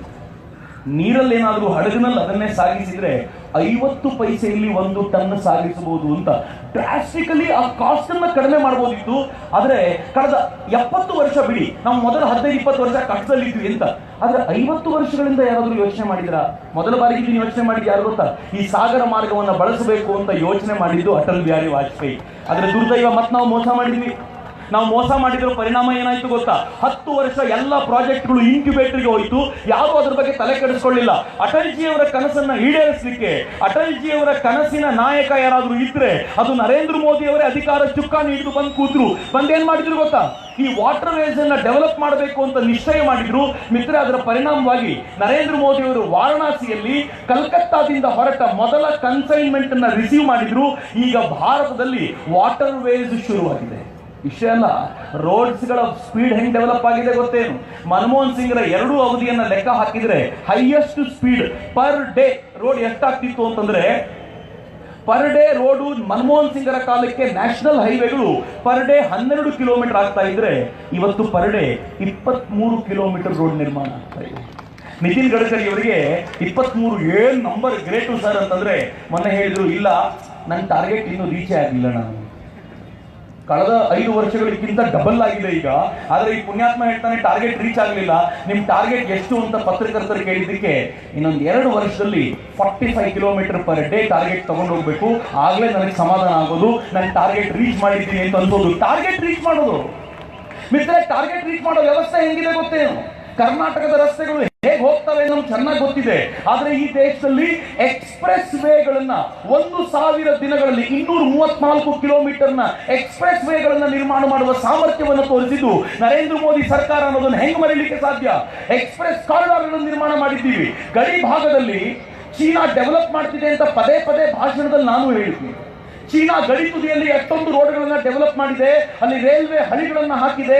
ನಾವು ನಮ್ಮ ದೇಶದಲ್ಲಿ ಏನೂ ಮಾಡ್ತಿಲ್ಲ ಅಂತ ಅನೇಕ ವರ್ಷಗಳಿಂದ ಕಣ್ಣೀರು ಹಾಕ್ತಾ ಬಂದಿದ್ವಿ. ನರೇಂದ್ರ ಮೋದಿ ಬಂದ ತಕ್ಷಣ ಅವ್ರು ಹೇಳಿದ್ರು, ಒಳಗಡೆ ರಸ್ತೆಗಳು ಆಮೇಲೆ ಮೊದಲು ಬಾರ್ಡರ್ ರಸ್ತೆ ಸರಿ ಮಾಡ್ಕೊಳ್ಳೋಣ ಅಂತ ಹೇಳಿ 2000 ಕಿಲೋಮೀಟರ್ ರಸ್ತೆಗಳನ್ನ ನಿರ್ಮಾಣ ಮಾಡಿದ್ರಲ್ಲ ಬಾರ್ಡರ್ ಅಲ್ಲಿ. ಅದರ ಪರಿಣಾಮ ಏನ್ ಗೊತ್ತಾ? ಇವತ್ತೇನಾದ್ರೂ ಚೀನಾ ನಮ್ಮ ಜೊತೆ ಯುದ್ಧ ಮಾಡುತ್ತೆ ಅಂತಂದ್ರೆ ಚೀನಾದ ಸೈನಿಕರು 3/4 ಗಂಟೆಯಲ್ಲಿ ಬಂದ್ರೆ ಭಾರತದ ಸೈನಿಕರು ಅರ್ಧ ಗಂಟೆ ಒಳಗೆ ಗಡಿ ಭಾಗದಲ್ಲಿ ನಿಂತ್ಕೊಳ್ಬಹುದಾದ ಸಾಮರ್ಥ್ಯವನ್ನ ಭಾರತ ಪಡ್ಕೊಂಡಿದೆ. ನೆನ್ಪಿಟ್ಕೊಳ್ಳಿ ಮಿತ್ರರೇ, ಈಶಾನ್ಯ ರಾಜ್ಯಗಳಲ್ಲಿ ಎಲ್ಲಿ ಚೀನಾದ ಸಾಮರ್ಥ್ಯ ಹೆಚ್ಚಾಗಿದೆಯೋ ಅದೇ ಭಾಗಗಳಲ್ಲಿ ನಾವು ವಿಮಾನಗಳು ಇಳಿಲಿಕ್ಕೆ ಬೇಕಾಗಿರುವಂತ ಏರ್ ಸ್ಟ್ರಿಪ್ಗಳನ್ನು ನಿರ್ಮಾಣ ಮಾಡಿಕೊಟ್ಟು ನಮ್ಮ ಯುದ್ಧ ವಿಮಾನಗಳು ತಕ್ಷಣಕ್ಕೆ ಅಲ್ಲಿ ಹೋಗಬಲ್ಲಂತ ವಾತಾವರಣ ನಿರ್ಮಾಣ ಮಾಡಿಕೊಟ್ಟ ಮೇಲೆ ಚೀನಾ ಮಾತನಾಡೋ ಸ್ಟೈಲ್ ಬದಲಾಗಿದೆ. ಎಲ್ಲರೂ ಗಮನಿಸ್ತಿರೋ ಇಲ್ವೋ ಗೊತ್ತಿಲ್ಲ, ಗಮನಿಸಬೇಕು ಇದನ್ನ. ಮೊದಲೆಲ್ಲ ಚೀನಾ ಇಂಡಿಯಾ ಮ್ಯಾಪ್ ಬಿಡಿಸ್ತಿತ್ತು. ಹೆಂಗ್ ಬಿಡಿಸ್ತಿತ್ತು ಗೊತ್ತಾ? ಚೀನಾ ಭಾರತದ ತಲೆ ಮೇಲಿರುವ ಕಾಶ್ಮೀರವನ್ನ ಅರ್ಧ ಭಾಗ ಕಟ್ ಮಾಡಿ ಅದನ್ನ ಪಾಕಿಸ್ತಾನಕ್ಕೆ ಕೊಟ್ಟು ಇದು ಪಾಕಿಸ್ತಾನಕ್ಕೆ ಸೇರಿತು ಅಂತ ಹೇಳ್ತಿತ್ತು. ಅವಾಗೆಲ್ಲ ನಾವೇನ್ ಮಾಡ್ತಿದ್ವಿ? ಚೀನಾಕ್ಕೊಂದು ಪ್ರತಿಭಟನೆಯ ಪತ್ರ ಬರೆದು ಹಿಂಗ್ ಮಾಡಬಾರ್ದು ನೀವು ಅಂತ ಗಲಾಟೆ ಮಾಡ್ತಿದ್ವಿ. ಮೊನ್ನೆ ಹೆಂಗಾಗಿದೆ ಗೊತ್ತಾ? ಒಂದು 3 ತಿಂಗಳ ಹಿಂದೆ ಚೀನಾದ ದೊಡ್ಡ ಪತ್ರಿಕೆ ಗ್ಲೋಬಲ್ ಟೈಮ್ಸ್ ಆ ಪತ್ರಿಕೆ ಭಾರತದ ಮ್ಯಾಪ್ ಪ್ರಕಟಿಸಿದೆ. ಅದರಲ್ಲಿ ಪಿಒಕೆಯನ್ನು ಭಾರತಕ್ಕೆ ಸೇರಿಸಿ ಇದು ಭಾರತದ ಮ್ಯಾಪ್ ಅಂತ ಹೇಳಿದೆ. ಯುದ್ಧ ಮಾಡಲಿಲ್ಲ, ಯಾರ ಮೇಲೂ ಏರಿ ಹೋಗಲಿಲ್ಲ. ಆದ್ರೆ ಸ್ಟ್ರೆಂತ್ ಹೆಂಗ್ ಡೆವಲಪ್ ಮಾಡಿದ್ದೀವಿ ಅಂತಂದ್ರೆ ನಾನು ಹೇಳಿದ್ದನ್ನ ಬಾಯಿ ಮುಚ್ಕೊಂಡು ಒಪ್ಪಿಕೊಳ್ಳುವಂತ ವಾತಾವರಣವನ್ನು ತಂದು ನಿಲ್ಲಿಸಿದ್ದೀವಲ್ಲ, ಇದು ಇವತ್ತು ಭಾರತದ ಕೆಪಾಸಿಟಿ ಅಂತ. ಬರೀ ಆ ರೋಡ್ಸ್ ಅಲ್ಲ, ಕರಾವಳಿ ರೋಡ್ಗಳು ಎಷ್ಟು ಡೆವಲಪ್ ಆಗ್ತಿವೆ, ಒಳನಾಡಿನ ರಸ್ತೆಗಳನ್ನ ಡೆವಲಪ್ ಮಾಡ್ತಿದ್ದಾರೆ. ಮಿತ್ರರೇ, ನೀವು ರೂರಲ್ ರೋಡ್ಸ್ಗೆ ಬಂದ್ರೆ ಮನಮೋಹನ್ ಸಿಂಗರ ಸರ್ಕಾರ ದಿನಕ್ಕೆ 63 ಕಿಲೋಮೀಟರ್ ರೂರಲ್ ರೋಡ್ ಮಾಡ್ತಾ ಇದ್ರೆ ನರೇಂದ್ರ ಮೋದಿ ಅವರ ಸರ್ಕಾರ ಹೆಚ್ಚು ಕಡಿಮೆ 125 kilometre per day rural development, rural roads ಗಳನ್ನು ಡೆವಲಪ್ ಮಾಡ್ತಿದ್ರು. ಎಲ್ಲ ಡಬಲ್. ನರೇಂದ್ರ ಮೋದಿ ಅವರು ಆಗಸ್ಟ್ 15ಕ್ಕೆ ಮೊದಲನೇ ಭಾಷಣದಲ್ಲಿ ಹೇಳಿದ್ರು, ಈ ದೇಶದ 18,000 ಹಳ್ಳಿಗಳಿಗೆ ನಮ್ಗೆ ಕರೆಂಟ್ ಕೊಡ್ಲಿಕ್ಕೆ ಆಗ್ಲಿಲ್ಲ, ಕೆಲವು ಹಳ್ಳಿಗಳನ್ನ ದೂರ ಅಂತ ಕರೆದು ಸುಮ್ಮನೆ ಇದ್ದೀವಿ. ನಾನು 1,000 ದಿನದ ಟಾರ್ಗೆಟ್ ತಗೊಳ್ತೀನಿ, 18,000 ಹಳ್ಳಿಗಳಿಗೆ ಕರೆಂಟ್ ಕೊಡ್ತೀನಿ ಅಂತ. 18,000 ರಿಮೋಟ್ ವಿಲೇಜಸ್ 1,000 ದಿನ. ಆಶ್ಚರ್ಯ ಏನ್ ಗೊತ್ತೇ? 950 ದಿನಗಳ ವೇಳೆಗೆ 18,000 ಹಳ್ಳಿಗಳಿಗೆ ಕೊಟ್ಟು ಈ ದೇಶದಲ್ಲಿ ಕರೆಂಟ್ ಇಲ್ಲದ ಹಳ್ಳಿಗಳು ಎಷ್ಟು ಅಂತ ಜಗತ್ನಲ್ಲಿ ಯಾರಾದ್ರೂ ಪ್ರಶ್ನೆ ಕೇಳಿದ್ರೆ 0 ಅಂತ ಹೇಳುವ ಮಟ್ಟಿಗೆ ಭಾರತವನ್ನ ನಿರ್ಮಾಣ ಮಾಡಿದ್ದೀವಲ್ಲ, ಇದು ಭಾರತದ ಕೆಪಾಸಿಟಿ ಅಂತ ಅನಿಸ್ತದೆ. ನನಗೆ ಇವನ್ನೆಲ್ಲ ಹೇಳ್ಬೇಕಾದ್ರೆ ಬಹಳ ಹೆಮ್ಮೆ ಅನ್ಸುತ್ತೆ. ಯಾಕೆ ಗೊತ್ತೇನು? ಭಾರತದ ಕುರಿತಂತೆ ಇಂಗ್ಲೆಂಡ್ನ ಯೂನಿವರ್ಸಿಟಿಗಳಲ್ಲಿ ಮಾತಾಡುವಾಗ, ಅಮೆರಿಕಾದ ಯೂನಿವರ್ಸಿಟಿಗಳಲ್ಲಿ ಮಾತಾಡುವಾಗ ಇದೇ ದೇಶದ ಪತ್ರಕರ್ತರು, ಇದೇ ದೇಶದ ಬುದ್ಧಿಜೀವಿಗಳು ಪವರ್ ಪಾಯಿಂಟ್ ಪ್ರೆಸೆಂಟೇಷನ್ ಇಟ್ಕೊಂಡು ಏನ್ ಹೇಳ್ತಾರೆ ಗೊತ್ತಾ? ಈ ದೇಶದಲ್ಲಿ ಇನ್ನೂ 15 ಕೋಟಿ ಜನ ಹೊರಗಡೆ ಬಯಲು ಶೌಚಾಲಯಕ್ಕೆ ಹೋಗ್ತಾರೆ, ಈ ದೇಶದ 18,000 ಹಳ್ಳಿಗಳಿಗೆ ಕರೆಂಟ್ ಇಲ್ಲ, ಭಾರತದ ಪರಿಸ್ಥಿತಿ ಹಂಗಿದೆ ಹೀಗಿದೆ ಅಂತ ಕಣ್ಣೀರು ಹಾಕೊಂಡು ನಿಂತ್ಕೊಳ್ತಾರೆ. ಅದು ದುಃಖದ ಕಣ್ಣೀರಲ್ಲ, ಖುಷಿ ಕಣ್ಣೀರು. ನನ್ನ ದೇಶ ಇನ್ನೂ ಎಷ್ಟು ಬಡತನದಲ್ಲಿದೆ, ಸ್ವಲ್ಪ ಏನಾದ್ರೂ ಕೊಡಿ ಅಂತ ಕೇಳಲಿಕ್ಕೆ. ಆದ್ರೆ ನರೇಂದ್ರ ಮೋದಿ ಈ ಅವಕಾಶವನ್ನು ಇವರು ಯಾರಿಗೂ ಕೊಡಲೇ ಇಲ್ಲ. ಅದರ ಪರಿಣಾಮ ಇವತ್ತು ಹೆಂಗಾಗೋಗಿದೆ ಅಂತಂದ್ರೆ ಭಾರತದ 18,000 ಹಳ್ಳಿಗಳು ಕರೆಂಟ್ ರೀಚ್ ಆಗಿವೆ. ಅದರಲ್ಲಿ ಹೆಚ್ಚು ಕಡಿಮೆ ಇನ್ನು 70% ಮನೆಗಳಿಗೆ ಕರೆಂಟ್ ಸಿಕ್ಕಿದೆ. ಇನ್ನೊಂದು 30% ಟಾರ್ಗೆಟ್ ಇದೆ. ನರೇಂದ್ರ ಮೋದಿ ಹೇಳ್ತಾರೆ ಮುಂದಿನ 1 ವರ್ಷದಲ್ಲಿ ಆ ಟಾರ್ಗೆಟ್ ಅನ್ನು ಕಂಪ್ಲೀಟ್ ಮಾಡ್ತೀವಿ ಅಂತ. ಮಿತ್ರ, ಯೋಚನೆ ಮಾಡಿ, ಅತ್ಯಂತ ಬಡವರ ಕುರಿತಂತೆ ಆಲೋಚನೆ ಮಾಡಿದ ಎಲ್ಲರೂ ಗರೀಬಿ ಹಠಾವು ಮಾತಾಡ್ತಿದ್ರು. ಆದರೆ ನರೇಂದ್ರ ಮೋದಿ ಎಷ್ಟು ಆಲೋಚನೆ ಮಾಡಿದ್ರು ಅಂತಂದ್ರೆ ನನಗೆ ಆ ಮನುಷ್ಯನ ಮೇಲಿರುವ ಭಾರತೀಯರ ಪ್ರೀತಿ ಇಷ್ಟ ಆಗುತ್ತೆ. ಅವರೊಂದಿನ ಕೇಳ್ಕೊಂಡ್ರು, ನೀವೆಲ್ಲರೂ ದುಡ್ಡು ಕೊಡುವ ತಾಕತ್ತಿದ್ದು ಸಿಲಿಂಡರ್ ಮೇಲೆ ಸಬ್ಸಿಡಿ ತಗೊಳ್ತೀರಲ್ಲ, ಬಿಡ್ಬೋದಾ ಅದನ್ನ ಅಂತ ಕೇಳಿದ್ರು. ಮಿತ್ರೆ, ಅವರು ಕೇಳ್ಕೊಂಡ 6-7 ತಿಂಗಳೊಳಗೆ 1 ಕೋಟಿ ಫ್ಯಾಮಿಲಿಗಳು ಸಬ್ಸಿಡಿ ಬಿಟ್ಟು. 1 ಕೋಟಿ ಫ್ಯಾಮಿಲಿಗಳು ಸಬ್ಸಿಡಿ ಬಿಡೋದು ತಮಾಷೆ ಅಲ್ಲ. ಇವತ್ತೇನಾದ್ರೂ ₹5 ಇಂದಿರಾ ಕ್ಯಾಂಟೀನಲ್ಲಿ ಒಂದು ಇಡ್ಲಿ ಸಿಗುತ್ತೆ ಅಂತ ಆದ್ರೆ ಬಡವರೇ ಹೋಗ್ಬೇಕು ಅಂದ್ರೆ ನಾವು ತಿಂತೀವಿ, ಹೋಗೋಣ ಯಾರು ನಂದೇ ಟ್ಯಾಕ್ಸ್ ಕರೆ ಮಾಡೋದು ಹೋಗೋಣ ಅಂತ. ಅಂದ್ರೆ ₹5 ಬಿಡ್ಲಿಕ್ಕೆ ಸಿದ್ಧವಿಲ್ಲದೆ ಇರುವಂತ ಟೈಮಲ್ಲಿ ನಾವಿರುವಾಗ ಈ ದೇಶದ ಜನ ನರೇಂದ್ರ ಮೋದಿ ಅವರ ಕೋರಿಕೆಗೋಸ್ಕರ ₹400 ಪ್ರತಿ ತಿಂಗಳು, ₹500 ಪ್ರತಿ ತಿಂಗಳು ಬಿಟ್ಕೊಡ್ತೀವಿ, ಈ ದೇಶಕ್ಕೆ ಒಳಿತಾಗುತ್ತೆ ಅಂತ ನಿನ್ನ ಮೇಲೆ ವಿಶ್ವಾಸ ಇದೆ, ಬಿಟ್ಕೊಡ್ತೀವಿ ಅಂತ ಹೇಳಿದ್ವಲ್ಲ. ನರೇಂದ್ರ ಮೋದಿ ಮೊದಲು ಕೇಳ್ಕೊಂಡ್ರು ಯಾರ್ಯಾರು ಬಿಡ್ತಿರೋ ಬಿಡಿ ಅಂತ. ಆಮೇಲೆ ಏನ್ ಮಾಡಿದ್ರು ಗೊತ್ತಾ? ಯಾರು ಬಿಡ್ಲಿಲ್ವೋ 10 ಲಕ್ಷದ ಮೇಲೆ ಯಾರ್ಯಾರು ಇದೆಯೋ ಇನ್ಕಮ್ಮು ಅವ್ರೆಲ್ಲರೂ ಸಬ್ಸಿಡಿ ನಾವೇ ತಡಿತೀವಿ ಅಂತ ತಡೆದು ಏನ್ ಮಾಡಿದ್ರು ಗೊತ್ತಾ? ಈ ದೇಶದ ಕೋಟ್ಯಂತರ ಬಡ ಹೆಣ್ಮಕ್ಳು ಇನ್ನೂ ಒಲೆಗೆ ಕಡ್ಡಿ ನಿಟ್ಟು ಕಣ್ ಕೆಂಪು ಮಾಡ್ಕೊಂಡು ಶ್ವಾಸಕೋಶದ ರೋಗ ತರಿಸ್ಕೊಂಡು ಅವ್ರು ಕಣ್ಣೀರಿಡ್ತಾ ಇದ್ರಲ್ಲ, ಅವ್ರ ಮನೆಗಳಿಗೆ ಸಿಲಿಂಡರ್ ಕೊಟ್ಟು ಹೇಳಿದ್ರು, ಇನ್ ಮುಂದೆ ತೊಂದರೆ ಇರಬೇಡಿ, ನಿಮ್ಮ ಜೊತೆ ನಿಮ್ಮ ಮಗನಾಗಿ ನಾನು ನರೇಂದ್ರ ಮೋದಿ ಇದ್ದೀನಿ ಅಂತ ಮನೆ ಮನೆಗೂ ರೀಚ್ ಆದ್ರಲ್ಲ ನರೇಂದ್ರ ಮೋದಿ. ಇದು ನರೇಂದ್ರ ಮೋದಿ ಅವರು ಮಾಡಿದ ಸಾಧನೆ. ಇವತ್ತು ಕೋಟ್ಯಂತರ ಜನ ಹೆಣ್ಮಕ್ಳು, ಮಿತ್ರ ನಾನು ಯಾವುದು ಇಲ್ಲ ಸಲ್ಲದನ್ನ ಹೇಳ್ತಿದ್ದೀನಿ ತಿಳ್ಕೊಳ್ಬೇಡಿ, ಇದೇ ಉತ್ತರ ಕರ್ನಾಟಕದ ಹ್ಯಾವ್ ಮೈ ವಿಡಿಯೋಸ್, ನಾನು ಸುಮ್ಮನೆ ಯಾವುದೂ ಅಲ್ಲ, ವಿಡಿಯೋಗಳು ಮಾಡ್ಕೊಂಡು ಬಂದಿದ್ದೀವಿ ನಾವು. ಆ ವಿಡಿಯೋದಲ್ಲಿ ನೇಕಾರರ ಹೆಣ್ಮಕ್ಳು ಹೇಳ್ತಾರೆ, ನಿಮ್ಗೆ ಗ್ಯಾಸ್ ಬಂದಿದ್ರಿಂದ ಏನ್ ಲಾಭ ಆಯ್ತು ಅಂತ ಕೇಳಿದ್ರೆ ಏನ್ ಹೇಳ್ತಾರೆ ಗೊತ್ತಾ? ಸರ್ ಏನು ವಿಶೇಷ ಲಾಭ ಇಲ್ಲ ಸರ್, ಅವ್ರಿಗೆ ಹೆಲ್ತ್ ಗೊತ್ತಾಗಲ್ಲ. ಆ ಅಮ್ಮ ಹೇಳಿದ್ ಬಹಳ ಚೆನ್ನಾಗಿದೆ, ಏನಿಲ್ಲ ಸರ್, ಮೊದಲು ಅಡಿಗೆ ಮಾಡ್ಬೇಕಂದ್ರೆ 4 ಗಂಟೆ ಬೇಕಾಗ್ತಿತ್ತು ಸರ್, ಈಗ 1 ಗಂಟೆಯಲ್ಲಿ ಮುಗಿದೋಗುತ್ತೆ, ಇನ್ ಸ್ವಲ್ಪ ಹೆಚ್ಚು ಬಟ್ಟೆ ನೇಯ್ಬೋದು, ನನ್ನ ಆದಾಯ ಜಾಸ್ತಿ ಆಗಿದೆ ಅಂತ ನೇಕಾರರ ಹೆಣ್ಮಗಳು ಹೇಳ್ತಾರೆ.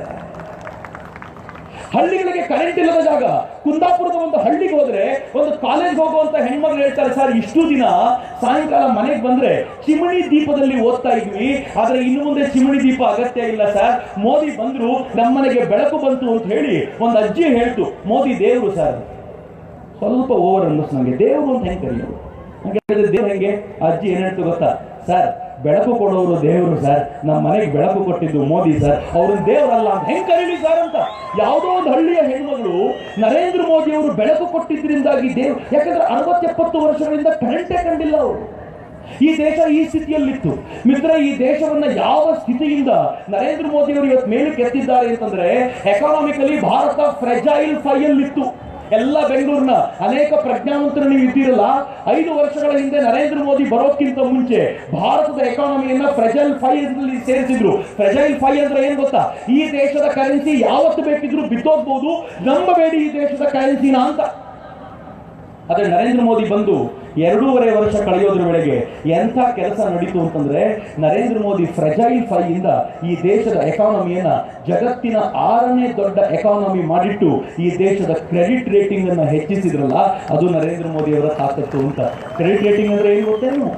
ಕ್ರೆಡಿಟ್ ರೇಟಿಂಗ್ ಅಂದ್ರೆ ಏನು ಅಂತಂದ್ರೆ, ಜಗತ್ತಿನ ಯಾವ ರಾಷ್ಟ್ರವಾದರೂ ಇವತ್ತು ತುದಿಗಾಲಲ್ಲಿ ನಿಂತ್ಕೊಂಡು ಭಾರತಕ್ಕೆ ಸಾಲ ಕೊಡ್ಲಿಕ್ಕೆ ಮುಂದೆ ಬರ್ತವೆ, ಭಾರತದಲ್ಲಿ ಹೂಡ್ಲಿಕ್ಕೆ ಮುಂದೆ ಬರ್ತವೆ. ಯಾಕೆಂದ್ರೆ ಈ ದೇಶದ ಕ್ರೆಡಿಟ್ ರೇಟ್ ಇಂಪ್ರೂವ್ ಆಗಿದೆ. ಮೂಡೀಸ್ ಅಂತ ಹೇಳಿ ಒಂದು ಸಂಸ್ಥೆ, ಆ ಸಂಸ್ಥೆ ಕ್ರೆಡಿಟ್ ರೇಟಿಂಗ್ ಪ್ರತಿ ರಾಷ್ಟ್ರಕ್ಕೂ ಕೊಡುತ್ತೆ. ಈ ದೇಶದ ಕ್ರೆಡಿಟ್ ರೇಟಿಂಗು BA1 ಅಂತಿತ್ತು. BA1 ಬಹಳ ಹಿಂದಿನ ಕ್ರೆಡಿಟ್ ರೇಟಿಂಗ್. ಈ ಕ್ರೆಡಿಟ್ ರೇಟಿಂಗ್ ಅನ್ನು ಚೇಂಜ್ ಮಾಡಿದ್ದು ಅಟಲ್ ಬಿಹಾರಿ ವಾಜಪೇಯಿ ಅವರ ಕಾಲಕ್ಕೆ. ಈ ದೇಶದ ಸ್ಟ್ರೆಂತ್ ನೋಡಿದ ಮೂಡೀಸ್ ಹೇಳ್ತು, BA1 ಅಲ್ಲ BAA2 ಅನ್ನೋ ಕ್ರೆಡಿಟ್ ರೇಟಿಂಗ್ಗೆ ಭಾರತವನ್ನ ಏರಿಸಿತು. ಅಟಲ್ಜಿ ಏರಿಸಿದ ನಂತರ 10 ವರ್ಷಗಳ ಕಾಲ the great economist Manmohan Singh ಆಳಿದ್ರಲ್ಲ, 1 ಪಾಯಿಂಟ್ ಕ್ರೆಡಿಟ್ ರೇಟಿಂಗ್ ಜಾಸ್ತಿ ಆಗಿರಲಿಲ್ಲ ಭಾರತದ್ದು. ನರೇಂದ್ರ ಮೋದಿ ಬಂದ 2.5 ವರ್ಷದೊಳಗೆ ಮೂಡೀಸ್ ಹೇಳ್ತು, ಭಾರತದ ಕ್ರೆಡಿಟ್ ರೇಟಿಂಗ್ BAA2 ಅಲ್ಲ BAA3. ಯಾಕೆ ಅಂತಂದ್ರೆ ಭಾರತಕ್ಕೆ ಕೊಟ್ಟ ದುಡ್ಡು ಈಗ ವಾಪಸ್ ಬರುತ್ತೆ ಅನ್ನೋ ವಿಶ್ವಾಸ ಇದೆ. ಒಬ್ಬ ಸಮರ್ಥ ನಾಯಕ ಅಲ್ಲಿಗೆ ಇರೋದ್ರಿಂದ ಈ ದೇಶದ ಕ್ರೆಡಿಟ್ ರೇಟಿಂಗ್ ಇಂಪ್ರೂವ್ ಆಗಿದೆ ಅಂತಂದ್ರೆ ನನ್ನ ದೇಶದ ಕ್ರೆಡಿಟ್ ರೇಟಿಂಗ್ ಇರ್ತಲ್ಲ. ಇವತ್ತು ಜಾಗತಿಕ ಮಟ್ಟದಲ್ಲಿ ಭಾರತವನ್ನ ಗಣಿಸುವ ರೀತಿಯೇ ಬೇರೆ ಅಂತ ನಾನು ನಿಮ್ಮ ಜೊತೆ ಹಂಚ್ಕೊಳ್ಬೇಕಾದಾಗ ನನಗೆ ಹೆಮ್ಮೆ ಅನ್ಸುತ್ತೆ ಮಿತ್ರ. ನನಗೆ ಹೇಗೆ ಇವುಗಳನ್ನ ಕೆಲವೊಂದ್ಸಲ ಹೇಳಬೇಕು ಅನ್ನೋದು ಬಹಳ ಅಚ್ಚರಿಯ ಸಂಗತಿ. ಆದರೆ ಒಂದಂತೂ ಹೌದು, ನರೇಂದ್ರ ಮೋದಿ ಯಾವ ದೇಶವನ್ನ ಜಗತ್ತೆಲ್ಲ ಕೆಳಗೆ ನೋಡ್ತಿತ್ತೋ ಅದನ್ನು ಎತ್ತರಕ್ಕೆ ತಂದು ನಿಲ್ಲಿಸಿಬಿಟ್ಟಿದ್ದಾರೆ. ನರೇಂದ್ರ ಮೋದಿ ಈ ದೇಶದ ತಿರಂಗಾದ ಎದುರಿಗೆ ನಾವೆಲ್ಲರೂ ನಿಂತ್ಕೊಂಡಾಗ ಎದೆ ತಟ್ಕೊಂಡು ನಿಲ್ಲಬಹುದಾದಂತಹ ವಾತಾವರಣವನ್ನು ನಿರ್ಮಾಣ ಮಾಡಿದ್ದಾರೆ. ನರೇಂದ್ರ ಮೋದಿ ಈ ದೇಶವನ್ನ ಇವತ್ತು ನಾವೆಲ್ಲರೂ ಭಾರತೀಯರು ಅಂತ ಹೆಮ್ಮೆಯಿಂದ ಹೇಳಿಕೊಳ್ಳುವಂತ. ನಾನು ಇದನ್ನು ಯಾಕೆ ಹೇಳ್ತಿದ್ದೀನಿ ಅಂತಂದ್ರೆ, ನಾನು UK ಇಂದ ಒಂದಷ್ಟು ಜನ ಡಾಕ್ಟರ್ಸ್ ನನಗೆ ಫೋನ್ ಮಾಡಿ ನನಗೆ ಹೇಳಿದ್ರು, ಚಕ್ರವರ್ತಿಜಿ ಅಂದರು. ನಾನು ಕೇಳಿದೆ ಏನಾಗಬೇಕು? ಅವರಂದ್ರು, ನರೇಂದ್ರ ಮೋದಿ ಏನಾದರೂ ಸೋತ್ರೆ ಭಾರತಕ್ಕೆ ಬರಕ್ಕೆ ಮನಸ್ಸೇ ಆಗಲ್ಲ ರೀ ಅಂದರು ನನಗೆ. ನಾನು ಹೇಳಿದೆ, ನೀವು ಅಲ್ಲಿ ಕೂತ್ಕೊಂಡು ನಿಂಗೆಲ್ಲ ಮಾತಾಡ್ತಾ ಇರಿ, ಏನು ಮಾಡ್ತೀರಿ ಅಂದರೆ ಏನು ಹೇಳಿದ್ರು ಗೊತ್ತಾ? ಸರ್ ಮೂರು ವಾರಗಳ ರಜಾ ಹಾಕ್ಕೊಂಡು ನಾವೊಂದು 20 ಜನ ಡಾಕ್ಟರ್ UK ಇಂದ ಬಂದ್ಬಿಡ್ತೀವಿ ಸರ್. ಯಾವ ಊರಿಗೆ ಹೋಗಿ ಯಾವ ಹಳ್ಳಿಗೆ ಹೋಗಿ ಕೆಲಸ ಮಾಡಬೇಕು ನಮ್ಗೆ ಹೇಳಿ, ನಮ್ಮ ಜೀವನದಲ್ಲಿ ಯುದ್ಧದಂತೆ ಇದನ್ನು ಸ್ವೀಕಾರ ಮಾಡ್ತೀವಿ, ದಯಮಾಡಿ ಅವಕಾಶ ಕೊಡಿ ಅಂತ. ನಾನು ಇದನ್ನ ಒಂದಷ್ಟು ಜನ UK ಮಿತ್ರರಿಗೆ, US ಅಲ್ಲಿರೋ ಮಿತ್ರರಿಗೆ ಹೇಳಿದ್ರೆ, ಒಂದಷ್ಟು ಜನ ಹೆಣ್ಮಕ್ಳು UK ಅಲ್ಲಿರುವಂಥ ಒಂದಷ್ಟು ಜನ ಹೆಣ್ಮಕ್ಳು ನಮ್ಗೆ ಹೇಳಿದ್ರು, ಸರ್ ಮಕ್ಕಳ ಎಜುಕೇಶನ್ ಎಲ್ಲ ಬಿಟ್ಟು ಬರೋದು ನಮ್ಗೆ ಕಷ್ಟ, ಇಲ್ಲೇ ಕೂತ್ಕೊಂಡು ಏನಾದರೂ ಮಾಡೋದಿದ್ರೆ ಹೇಳಿ ಸರ್, ದಿನಕ್ಕೆ 4 ಗಂಟೆ ಆದರೂ ಪರವಾಗಿಲ್ಲ, 5 ಗಂಟೆ ಆದರೂ ಪರವಾಗಿಲ್ಲ, ನಾವು ನರೇಂದ್ರ ಮೋದಿ ಅವರಿಗೋಸ್ಕರ ವಾಪಸ್ ಕೆಲಸ ಮಾಡ್ತೀವಿ ಅಂತ. ನಮ್ಮ ಆಫೀಸಿಗೆ ಒಂದು ಹೆಣ್ಮಗಳು ಬಂದರು, ವಯಸ್ಸು 60-65 ಆಗಿದೆ. ನಮ್ಮದು 2 ಫ್ಲೋರಿನ ಆಫೀಸು, ಪುಟ್ಟ ಕೋಣೆಗಳು. ಅಲ್ಲಿಗೆ ಕಷ್ಟಪಟ್ಕೊಂಡು ಮೇಲಿಗೆ ಬಂದ ತಾಯಿ ನನಗೇನು ಹೇಳಿದ್ರು ಗೊತ್ತಾ, ನಂಗೆ ನಿಮ್ಮ ಥರ ಕೆಲಸ ಮಾಡೋಕ್ಕೆ ಆಗಲ್ಲಪ್ಪ, ಆದರೆ ಪ್ರತಿದಿನ ದೀಪ ಹಚ್ಚುವಾಗ ನರೇಂದ್ರ ಮೋದಿ ಅವರು ವಾಪಸ್ ಪ್ರಧಾನಿ ಆಗಲಿ ಅಂತ ಕೇಳ್ಕೊಳ್ತಿದ್ದೀನಿ, ಈ ಮನುಷ್ಯ ವಾಪಸ್ ಪ್ರಧಾನಿ ಆಗಲಿ ಅಂತ ಮನೆಯಲ್ಲಿರುವಂಥ ಒಂದು ಹೆಣ್ಮಗಳು ಕೇಳ್ಕೊಳ್ತಾರಲ್ಲ. ಈಗ ಈ ಕಾರ್ಯಕ್ರಮಕ್ಕೆ ಬರುವಾಗ ಯಾರೋ ಹೇಳಿದ್ರು, ನರೇಂದ್ರ ಮೋದಿ ವಾಪಸ್ ಪ್ರಧಾನಿ ಆಗಬೇಕು ಸರ್, ನನ್ನ ಕಡೆಯಿಂದ ಪುಟ್ಟದೊಂದು ಕಾಣಿಕೆ ತೆಗೆದುಕೊಳ್ಳಿ ಸರ್ ಅಂತ. ಪ್ರೀತಿಯಿಂದ ಯಾರನ್ನು ಕೇಳಿದಲ್ಲ ಇದು, ಅವರಾಗೆ ಅವ್ರು ಬಂದು ಈ ಥರದ ಯೋಜನೆಗಳಿಗೆ ನಮ್ಮಿಂದ ಬಳಸ್ಕೊಳ್ಳಿ ಸರ್. ಈ ಥರದ ಪ್ರಧಾನಮಂತ್ರಿ ನನ್ನ ಕಾಲದಲ್ಲಂತೂ ನಾನು ನೋಡಿರಲಿಲ್ಲ. ನನಗಿಂತ ವಯಸ್ಸಾಗಿರೋರು ಯಾರಾದರೂ ಈ ಥರದ ಪ್ರಧಾನಮಂತ್ರಿ ನೋಡಿದರೆ ನನಗೆ ಗೊತ್ತಿಲ್ಲ. ಆದರೆ ನಮ್ಮ ಜೀವನದ ಭಾಗ್ಯ ನರೇಂದ್ರ ಮೋದಿ ವಾಪಸ್ ಪ್ರಧಾನಿಯಾಗಿ ಸಿಕ್ಕಿದ್ರು ಅಂತ. ಮಿತ್ರರೇ, ಒಂದು ಸುಂದರವಾದ ಮಾತು ಬಂತು. ನಾವೆಲ್ಲರೂ ವಾಟ್ಸಪ್ಪಲ್ಲಿ, ಫೇಸ್ಬುಕ್ಕಲ್ಲಿ ಕಿತ್ತಾಡ್ತಾ ಕೂತಿರ್ತೀವಿ. ಪೊನ್ನಂಪೇಟೆಯಿಂದ ಒಬ್ಬ ತಾಯಿ ನನಗೆ ಈ ತಾನೇ ಮೆಸೇಜ್ ಕಳಿಸಿ, ಮೆಸೇಜ್ ಸ್ವಲ್ಪ ಉದ್ದ ಇದೆ ಆದರೆ ಪೂರ್ತಿ ಓದೋ ಭಾಳ ಚೆನ್ನಾಗಿದೆ ಅಂತ ಕೆಲವೊಂದು ಸಾಲು ಬರೆದಿದ್ರು ಅಂತ ಸ್ಟೇಜ್ ಮೇಲೆ ಕೂತಾಗ ಓದ್ದೆ ನಾನು. ಆ ಮೆಸೇಜ್ ಏನಿತ್ತು ಗೊತ್ತಾ, ನಿಮಗೂ ವಾಟ್ಸಪ್ಪಲ್ಲಿ ಬಂದಿರ್ಬೋದು. ಒಂದು ಕತ್ತೆ ಹುಲಿ ಹತ್ರ ಬಂದು ಹೇಳ್ತದೆ, ಈ ಹುಲ್ಲು ನೀಲಿ ಕಲರ್ ಇದೆ. ಹುಲಿ ಹೇಳ್ತಂತೆ, ಇಲ್ಲಪ್ಪ ಹುಲ್ಲು ಹಸಿರಿದೆ ಅಂತ. ಕತ್ತೆಗೂ ಹುಲಿಗೂ ಜಗಳ ಶುರುವಾಯಿತು. ಹುಲಿ ಏನ್ ಮಾಡ್ತಂತೆ ಗೊತ್ತಾ, ಆ ಹುಲಿ ಮತ್ತು ಕತ್ತೆ ಸಿಂಹ ರಾಜನ ಹತ್ರ ಹೋಗಿ ನಿಂತ್ಕೊಂಡು ಕೇಳ್ತಂತೆ. ಕತ್ತೆ ಹೇಳ್ತು, ಏನ್ ರಾಜ, ಈ ಹುಲ್ಲು ನೀಲಿ ತಾನೆ? ಟೈಗರ್ ಹೇಳ್ತು, ಹುಲಿ ಹೇಳ್ತು, ಇಲ್ಲ ನೀಲಿ ಇಲ್ಲ, ಅದು ಹಸಿರು, ನೀನೇ ಸರಿಯಾದ ನಿರ್ಣಯ ಕೊಡು ಅಂತ. ತಕ್ಷಣ ಸಿಂಹ ಹೇಳ್ತಂತೆ, ಕರೆಕ್ಟು, ಈ ಹುಲ್ಲು ನೀಲಿ ಕಲರ್ ಆಗಿದೆ, ಸುಳ್ಳು ಹೇಳಿದ ಹುಲಿಗೆ ನಾವು ಜೈಲು ಶಿಕ್ಷೆ ಕೊಡ್ತೀವಿ, 1 ವರ್ಷ ಜೈಲಿನಲ್ಲಿರಬೇಕು. ಹುಲಿ ಭಾಳ ಎದೆಗೆ ನೋವಾಗ್ಬಿಡುತ್ತೆ, ಸುಳ್ಳಾಗ್ಬಿಡುತ್ತಲ್ಲ ಇದು. ಹೋಗ್ಬಿಟ್ಟು ಸಿಂಹದ ಹತ್ರ ಕೇಳ್ಕೊಳ್ತಂತೆ, ಅವ್ನು ಸುಳ್ಳು ಹೇಳ್ದ, ನೀನು ನನಗೇ ಸುಳ್ಳು ಅಂತ ಒಳಗೆ ಕಳಿಸಿದ್ಯಲ್ಲ ಅಂತ ಕೇಳಿದ್ರೆ, ಆ ಸಿಂಹ ಏನ್ ಹೇಳ್ತದೆ ಗೊತ್ತಾ, ಇಲ್ಲ ಹುಲ್ಲು ಹಸಿರೇ, ಆದ್ರೆ ನೀಲಿ ಹಸಿರು, ಆ ಕಾರಣಕ್ಕೋಸ್ಕರ ನಾನು ಇದನ್ನು ಕಳಿಸ್ಲಿಲ್ಲ. ಆದ್ರೆ ಆ ಕತ್ತೆಗಿಂತ 100 ಪಟ್ಟು ಸಮರ್ಥನಾಗಿರೋ ನೀನು ಆ ಕತ್ತೆ ಜೊತೆ ವಾದ ಮಾಡ್ಕೊಳ್ತಾ ನಿಂತಿದ್ಯಲ್ಲ, ಈ ತಪ್ಪಿಗೋಸ್ಕರ ನೀನು ಜೈಲು. ನೀ ಕತ್ತೆ ಜೊತೆ ವಾದ ಮಾಡಬೇಕಾಗಿರೋನಲ್ಲ, ನೀನು ವಾದ ಮಾಡಬೇಕಾಗಿರೋದು ಹುಲಿ ಜೊತೆ, ನೀನು ವಾದ ಮಾಡಬೇಕಾಗಿರೋದು ಸಿಂಹದ ಜೊತೆ. ನೀನು ಕತ್ತೆ ಜೊತೆ ಡಿಸ್ಕಷನ್ಗೆ ನಿಂತಿಯಲ್ಲ, ಅದಕ್ಕೆ 1 ವರ್ಷ ಜೈಲು ಅಂತ. ಕೊನೆ ಸಾಲಿ ನಿಂತು ಗೊತ್ತಾ, ಈ ಬಾರಿ ವೋಟ್ ಮಾಡದೆ ನಾವುಗಳು ಕತ್ತೆ ಜೊತೆ ವಾದ ಮಾಡ್ತಾ ನಿಂತರೆ ಮುಂದಿನ 5 ವರ್ಷಗಳ 10 ವರ್ಷಗಳ ಕಾಲ ಶಿಕ್ಷೆ ಅನುಭವಿಸಬೇಕು. ಆ ಶಿಕ್ಷೆ ಅನುಭವಿಸಬಾರದು ಅಂತಂದ್ರೆ ಈ ಬಾರಿ ಬೀದಿಗೆ ಬನ್ನಿ ಅಂತ. ಮಿತ್ರ, ನಮಗೆ ಆಚೆಗೆ ನಿಮ್ಮನ್ನು ಕೇಳ್ಕೊಳ್ತೇನೆ, ನನಗೆ ಹೇಳಲಿಕ್ಕೆ ಭಾಳ ಇದೆ. ಆದರೆ ನೀವು ಗುರೂಜಿಯವರ ಮಾತನ್ನು ಕೇಳಬೇಕು ಅಂತ ನೀವು ಕಾತರದಿಂದ ಕಾಯ್ತಿದ್ದೀರಿ. ಆದರೆ ನಾನು ಒಂದೇ ಒಂದು ಕೇಳ್ಕೊಳ್ತೀನಿ, ಈ ಬಾರಿ ನೀವೇನಾದರೂ ಸಜ್ಜನರು ಅನ್ಸ್ಕೊಂಡು ಮನೆಯಲ್ಲೇ ಕೂತಿದ್ರೆ ನಿಮ್ಮ ಮಕ್ಕಳು ಮೊಮ್ಮಕ್ಕಳು ಕೂಡ ಈ ಕಾರಣಕ್ಕೋಸ್ಕರ ನಿಮ್ಮ ಮೇಲೆ ಆರೋಪ ಮಾಡ್ತಾರೆ, ಎಂತ ಕೆಲಸ ಮಾಡಿಬಿಟ್ರೆ ನೀವು ಅಂತ. ಬೀದಿ ಬನ್ನಿ ಅಂತ, ಹೆದರಬೇಡಿ ಅಂತ. ಎಷ್ಟು ದಿನ ಅಂತ ಹೆದರ್ಕೊಂಡು ಬದುಕು ನಡೆಸೋದು? ನಾನು ಆಚೆ ಬಂದರೆ ಯಾರೋ ಕೇಳ್ತಾರೆ, ನನ್ನ ಬಿಸ್ನೆಸ್ ಹಾಳಾಗೋಗುತ್ತೆ. ಯಾರೋ ಡಾಕ್ಟರ್ ಬಗ್ಗೆ ನೆನ್ನೆ ಯಾರೋ ಹೇಳ್ತಿದ್ರು ನನಗೆ, ಆ ಡಾಕ್ಟರ್ ತುಂಬ ಒಳ್ಳೆಯವರಂತೆ, ಆ ಡಾಕ್ಟರ್ ಮೋದಿ ಫ್ಯಾನ್ ಅಂತೆ. ಆದರೆ ಮೋದಿ ಫ್ಯಾನ್ ಅಂತ ಎಲ್ಲೂ ಹೇಳಿದ್ರು ಅಂದರೆ ನೀವು ಒಳ್ಳೆಯವರಾಗಿ ಏನು ಉಪಯೋಗ? ನೀವು ಒಳ್ಳೆಯವರಾಗಿದ್ದೇನು ಉಪಯೋಗ? ನೀವು ಒಳ್ಳೆ ಡಾಕ್ಟರ್ ಆಗಿದ್ದೀರಿ ನಿಜ, ಆದ್ರೆ ಈ ದೇಶದ ಒಳಿತಿಗೋಸ್ಕರ ನೀವು 4 ಮಾತನ್ನ ನಿಮ್ಮ ಪೇಷಂಟ್ಗಳಿಗೆ ಹೇಳಲಿಕ್ಕಾಗಲಿಲ್ಲ ಅಂತಂದ್ರೆ ನಿಮ್ ಒಳ್ಳೆತನ ತಗೊಂಡು ಉಪ್ಪಿನಕಾಯಿ ಹಾಕೊಂಡು ನೆಕ್ಕೋದ? ಇನ್ನು 5 ವರ್ಷಗಳ ನಂತರ ಅಕಸ್ಮಾತ್ ಮೋದಿ ಚೇಂಜ್ ಆದ ನಂತರ ಮೋದಿನೇನಾದ್ರೂ ಹಂಗಾಗಲ್ಲ, ಭಗವಂತ ಹಂಗೆ ಮಾಡಲ್ಲ. ಭಗವಂತನಿಗೂ ಗೊತ್ತಿದೆ ಭಾರತ ಉಳಿಬೇಕು ಅಂದ್ರೆ ಮೋದಿ ಬೇಕು ಅಂತ. ಭಗವಂತ ಕೂಡ ನಮ್ಗೆ ಕೈ ಕೊಡ್ಲಿಕ್ಕಿಲ್ಲ 100%. ಆದ್ರೆ ಅಕಸ್ಮಾತ್ ಮೋದಿ ಹೋಗಿ ಈ ಎಲ್ಲ ತಿಂದು ತೇಗುವಂತ ಜನ ಬಂದು ಕೂತ್ಕೊಂಡ್ರೆ, ಕರ್ನಾಟಕದಲ್ಲೇ ನೋಡ್ತಿದ್ದೀವಿ, ಕಳೆದ 15 ದಿನಗಳಿಂದ ಸರ್ಕಾರ ನಡೀತಿಲ್ಲ. 15 ದಿನ, 1 ತಿಂಗಳೇ ಆಯಿತು, ಸರ್ಕಾರ ನಡೀತಾ ಇಲ್ಲ.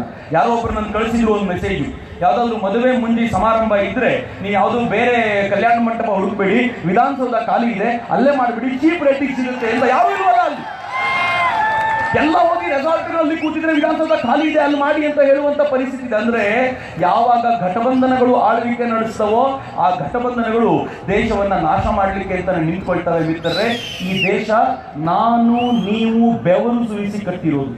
ಈ ದೇಶ ನನ್ನ ಪೂರ್ವಜರು ರಕ್ತ ಹರಿಸಿ ಕಟ್ಟಿರೋದು. ಇದನ್ನ ತಿಂದು ತೇಗುವ ಗೂಳಿಗಳ ಕೈಗೆ, ನರಿಗಳ ಕೈಗೆ ಕೊಡೋದಲ್ಲ, ಇದನ್ನ ಕಟ್ಟಬಲ್ಲಂತ ಸಮರ್ಥನ ಕೈಗೆ ವಾಪಸ್ ಇಡಬೇಕಾದಂತ ಅಗತ್ಯ ಇದೆಯಲ್ಲ, ಆ ಕೆಲಸಕ್ಕೋಸ್ಕರ ಇವತ್ತು ನಾವು ಹೇಳ್ತಿದ್ದೀವಿ. ನಂಗೆ ಗೊತ್ತಿದೆ, ನಾನು ಬಂದಾಗ ನಂಗೆ ಭಾಳ ಜನ ಹೇಳ್ತಾರೆ, ನನ್ನ ಫೇಸ್ಬುಕ್ಕಲ್ಲಿ ಭಾಳ ಜನ ಕಮೆಂಟ್ ಮಾಡ್ತಾರೆ, ನಿಮ್ಮ ಮೇಲೆ ಭಾಳ ಗೌರವ ಇತ್ತು, ನೀವು ಮೋದಿ ಅಂತ ಹೇಳಿ ಆ ಗೌರವ ಕಳ್ಕೊಂಡ್ರಿ. ನಾನಂದೆ, ಅಲ್ಲ ಕಣಯ್ಯ, ಮೋದಿ ಪ್ರಧಾನಿ ಆಗದೆ ನಿನಗೆ ನನ್ನ ಮೇಲೆ ಗೌರವ ಇತ್ತು, ನನಗಾಗಬೇಕಾಗಿರೋದು.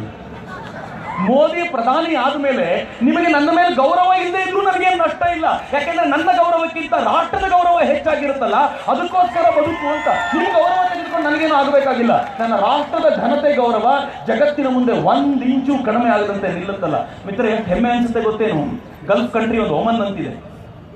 ಒಮನ್ನ ಕನ್ನಡಿಗರು ಕರೆದಿದ್ರು ರಾಜ್ಯೋತ್ಸವಕ್ಕೆ ಅಂತ. ಅಲ್ಲಿ ಕನ್ನಡಿಗರ ಕಾರ್ಯಕ್ರಮಕ್ಕೆ ಹೋಗಿದ್ದಾಗ ಆ ಕನ್ನಡಿಗರು, ನನಗೆ ಒಮನ್ ಅಂದ್ರೆ ಬಹಳ ಇಷ್ಟ. ಯಾಕೆ ಗೊತ್ತಾ? ಒಮನ್, OMAN, ಉಲ್ಟಾ ಮಾಡಿದ್ರೆ ನಮೋ ಅಂತ ಆಗುತ್ತೆ. ಆ ಹೆಸರೇ ಒಂದು ಮಜವಾಗಿದೆ. ನಾನು ಅವ್ರಿಗೆ ಮಾತಾಡ್ತಿರುವಾಗ ಅಲ್ಲಿನ ಕಾರ್ಯಕರ್ತರು ಹೇಳ್ತಿದ್ರು, ಸರ್ ನರೇಂದ್ರ ಮೋದಿ ಬಹಳ ಗ್ರೇಟು ಸರ್, ನೀವು ಭಾರತದಲ್ಲಿ ಅವ್ರ ಗ್ರೇಟ್ನೆಸ್ ನಿಮ್ಗೆ ಅರ್ಥ ಆಗಲ್ಲ ಅಂದ್ರು. ನನಗೆ ಅರ್ಥ ಆಗಲ್ಲ ಅಂತಾನಲ್ಲ ಇವನು ಅಂತ ನಾನು ಕೇಳಿದೆ, ಯಾಕೆ ಅಂತ. ಅವ್ರೇನಂದ್ರು ಗೊತ್ತಾ? ಸರ್, ನರೇಂದ್ರ ಮೋದಿ ಒಮನ್ನಿಗೆ ಬಂದಿದ್ದಾಗ ನಾವೆಲ್ಲ ಮಸ್ಕತ್ತ ದೊಡ್ಡ ಸಭೆಯಲ್ಲಿ ಸೇರಿದ್ವಿ, ದೊಡ್ಡ ಗ್ರೌಂಡ್ ತುಂಬಿತ್ತು. ಆ ಗ್ರೌಂಡ್ ಅಲ್ಲಿ ನಮ್ಮ ಒಮನ್ನ ಶೇಖ್ ಮಾತಾಡ್ಲಿಕ್ಕೆ ಅಂತ ಒಂದು ಬುಲೆಟ್ ಪ್ರೂಫ್ ಆಗಿರುವಂತ ಒಂದು ಕೋಣೆ ಮಾಡ್ಕೊಂಡಿದ್ದಾರೆ. ಅಲ್ಲಿಂದ ಅವ್ರು ಮಾತನಾಡ್ತಾರೆ. ಜಗತ್ತಿನ ಯಾರಿಗೂ ಅದನ್ನು ಅವ್ರು ಬಿಟ್ಕೊಟ್ಟಿಲ್ಲ, ನರೇಂದ್ರ ಮೋದಿಗೆ ಮಾತ್ರ ಅದನ್ನು ಬಿಟ್ಕೊಟ್ಟು ಹೇಳಿದ್ರು, ಇಲ್ಲಿಂದ ನೀವು ಮಾತಾಡಬೇಕು ಅಂತ ನನಗೆ ಆಸೆ ಅಂತ. ನರೇಂದ್ರ ಮೋದಿ ಅಲ್ಲಿಂದ ಮಾತಾಡಿದ್ರು. ಆಮೇಲೆ ಯಾರೋ ಕೇಳಿದ್ರಂತೆ, ಯಾಕೆ ಅದನ್ನು ಬಿಟ್ಕೊಟ್ರಿ ಅಂತ ಕೇಳಿದ್ರೆ ಏನ್ ಹೇಳಿದ್ರಂತೆ ಗೊತ್ತಾ? ಒಮನ್ನ ಶೇಖ್, ಭಾರತದ ಈ ಪ್ರಧಾನಿಯ ಆರೋಗ್ಯ ಮತ್ತು ರಕ್ಷಣೆ ನಮ್ಮೆಲ್ಲರ ಜವಾಬ್ದಾರಿ. ಯಾಕೆಂದ್ರೆ ಅವರು ಭಾರತಕ್ಕೊಂದಕ್ಕೆ ಬೇಕಾಗಿಲ್ಲ, ಇಡೀ ಜಗತ್ತಿಗೆ ಬೇಕಾಗಿರುವಂತ ವ್ಯಕ್ತಿಯವರು, ಅವ್ರನ್ನ ಉಳಿಸ್ಕೊಳ್ಬೇಕು ಅಂತ. ಇದ್ರೆ ಅರ್ಥ ಮಾಡ್ಕೊಳ್ಳೋದು ಬಹಳ ಕಷ್ಟ. ನೀವು ಯಾವಾಗಲಾದ್ರೂ ಅರ್ಥ ಮಾಡ್ಕೊಂಡು ನೋಡಿ. ಈ ದೇಶದ ಪ್ರಧಾನಿ ಇಸ್ರೇಲಿಗೆ ಹೋದ್ರು, ಇಸ್ರೇಲಿಗೆ ಹೋದ 2 ತಿಂಗಳಲ್ಲಿ ದೇಶದ ಪ್ರಧಾನಿ ಪ್ಯಾಲೆಸ್ತೈನಿಗೆ ಹೋದ್ರು. ಭಾರತಕ್ಕೆ ಬಂದು ಯಾವ್ದಾದ್ರು ಪ್ರಧಾನಿ ಪಾಕಿಸ್ತಾನಕ್ಕೆ ಹೋದ್ರೆ ನಮ್ಗೆ ಎಷ್ಟು ಕಿರಿಕಿರಿ ಆಗ್ಬೇಡ. ಆದರೆ ಈ ದೇಶದ ಪ್ರಧಾನಿ ಇಸ್ರೇಲಿಗೆ ಹೋಗಿ ಇಸ್ರೇಲ್ನಿಂದ ಪ್ಯಾಲೆಸ್ತೈನ್ಗೆ ಹೋದ್ರಲ್ಲ, ಪ್ಯಾಲೆಸ್ತೈನ್ಗೆ ಹೋಗುವಾಗ ಏನಾಗಿತ್ತು ಗೊತ್ತಾ? ಈ ದೇಶದ ಪ್ರಧಾನಿ ನರೇಂದ್ರ ಮೋದಿ ಅವರು ಜೋರ್ಡಾನ್ಗೆ ಹೋಗಿದ್ರು, ಜೋರ್ಡಾನಿಂದ ಪ್ಯಾಲೆಸ್ತೈನ್ಗೆ ಹೋಗಿದ್ರು.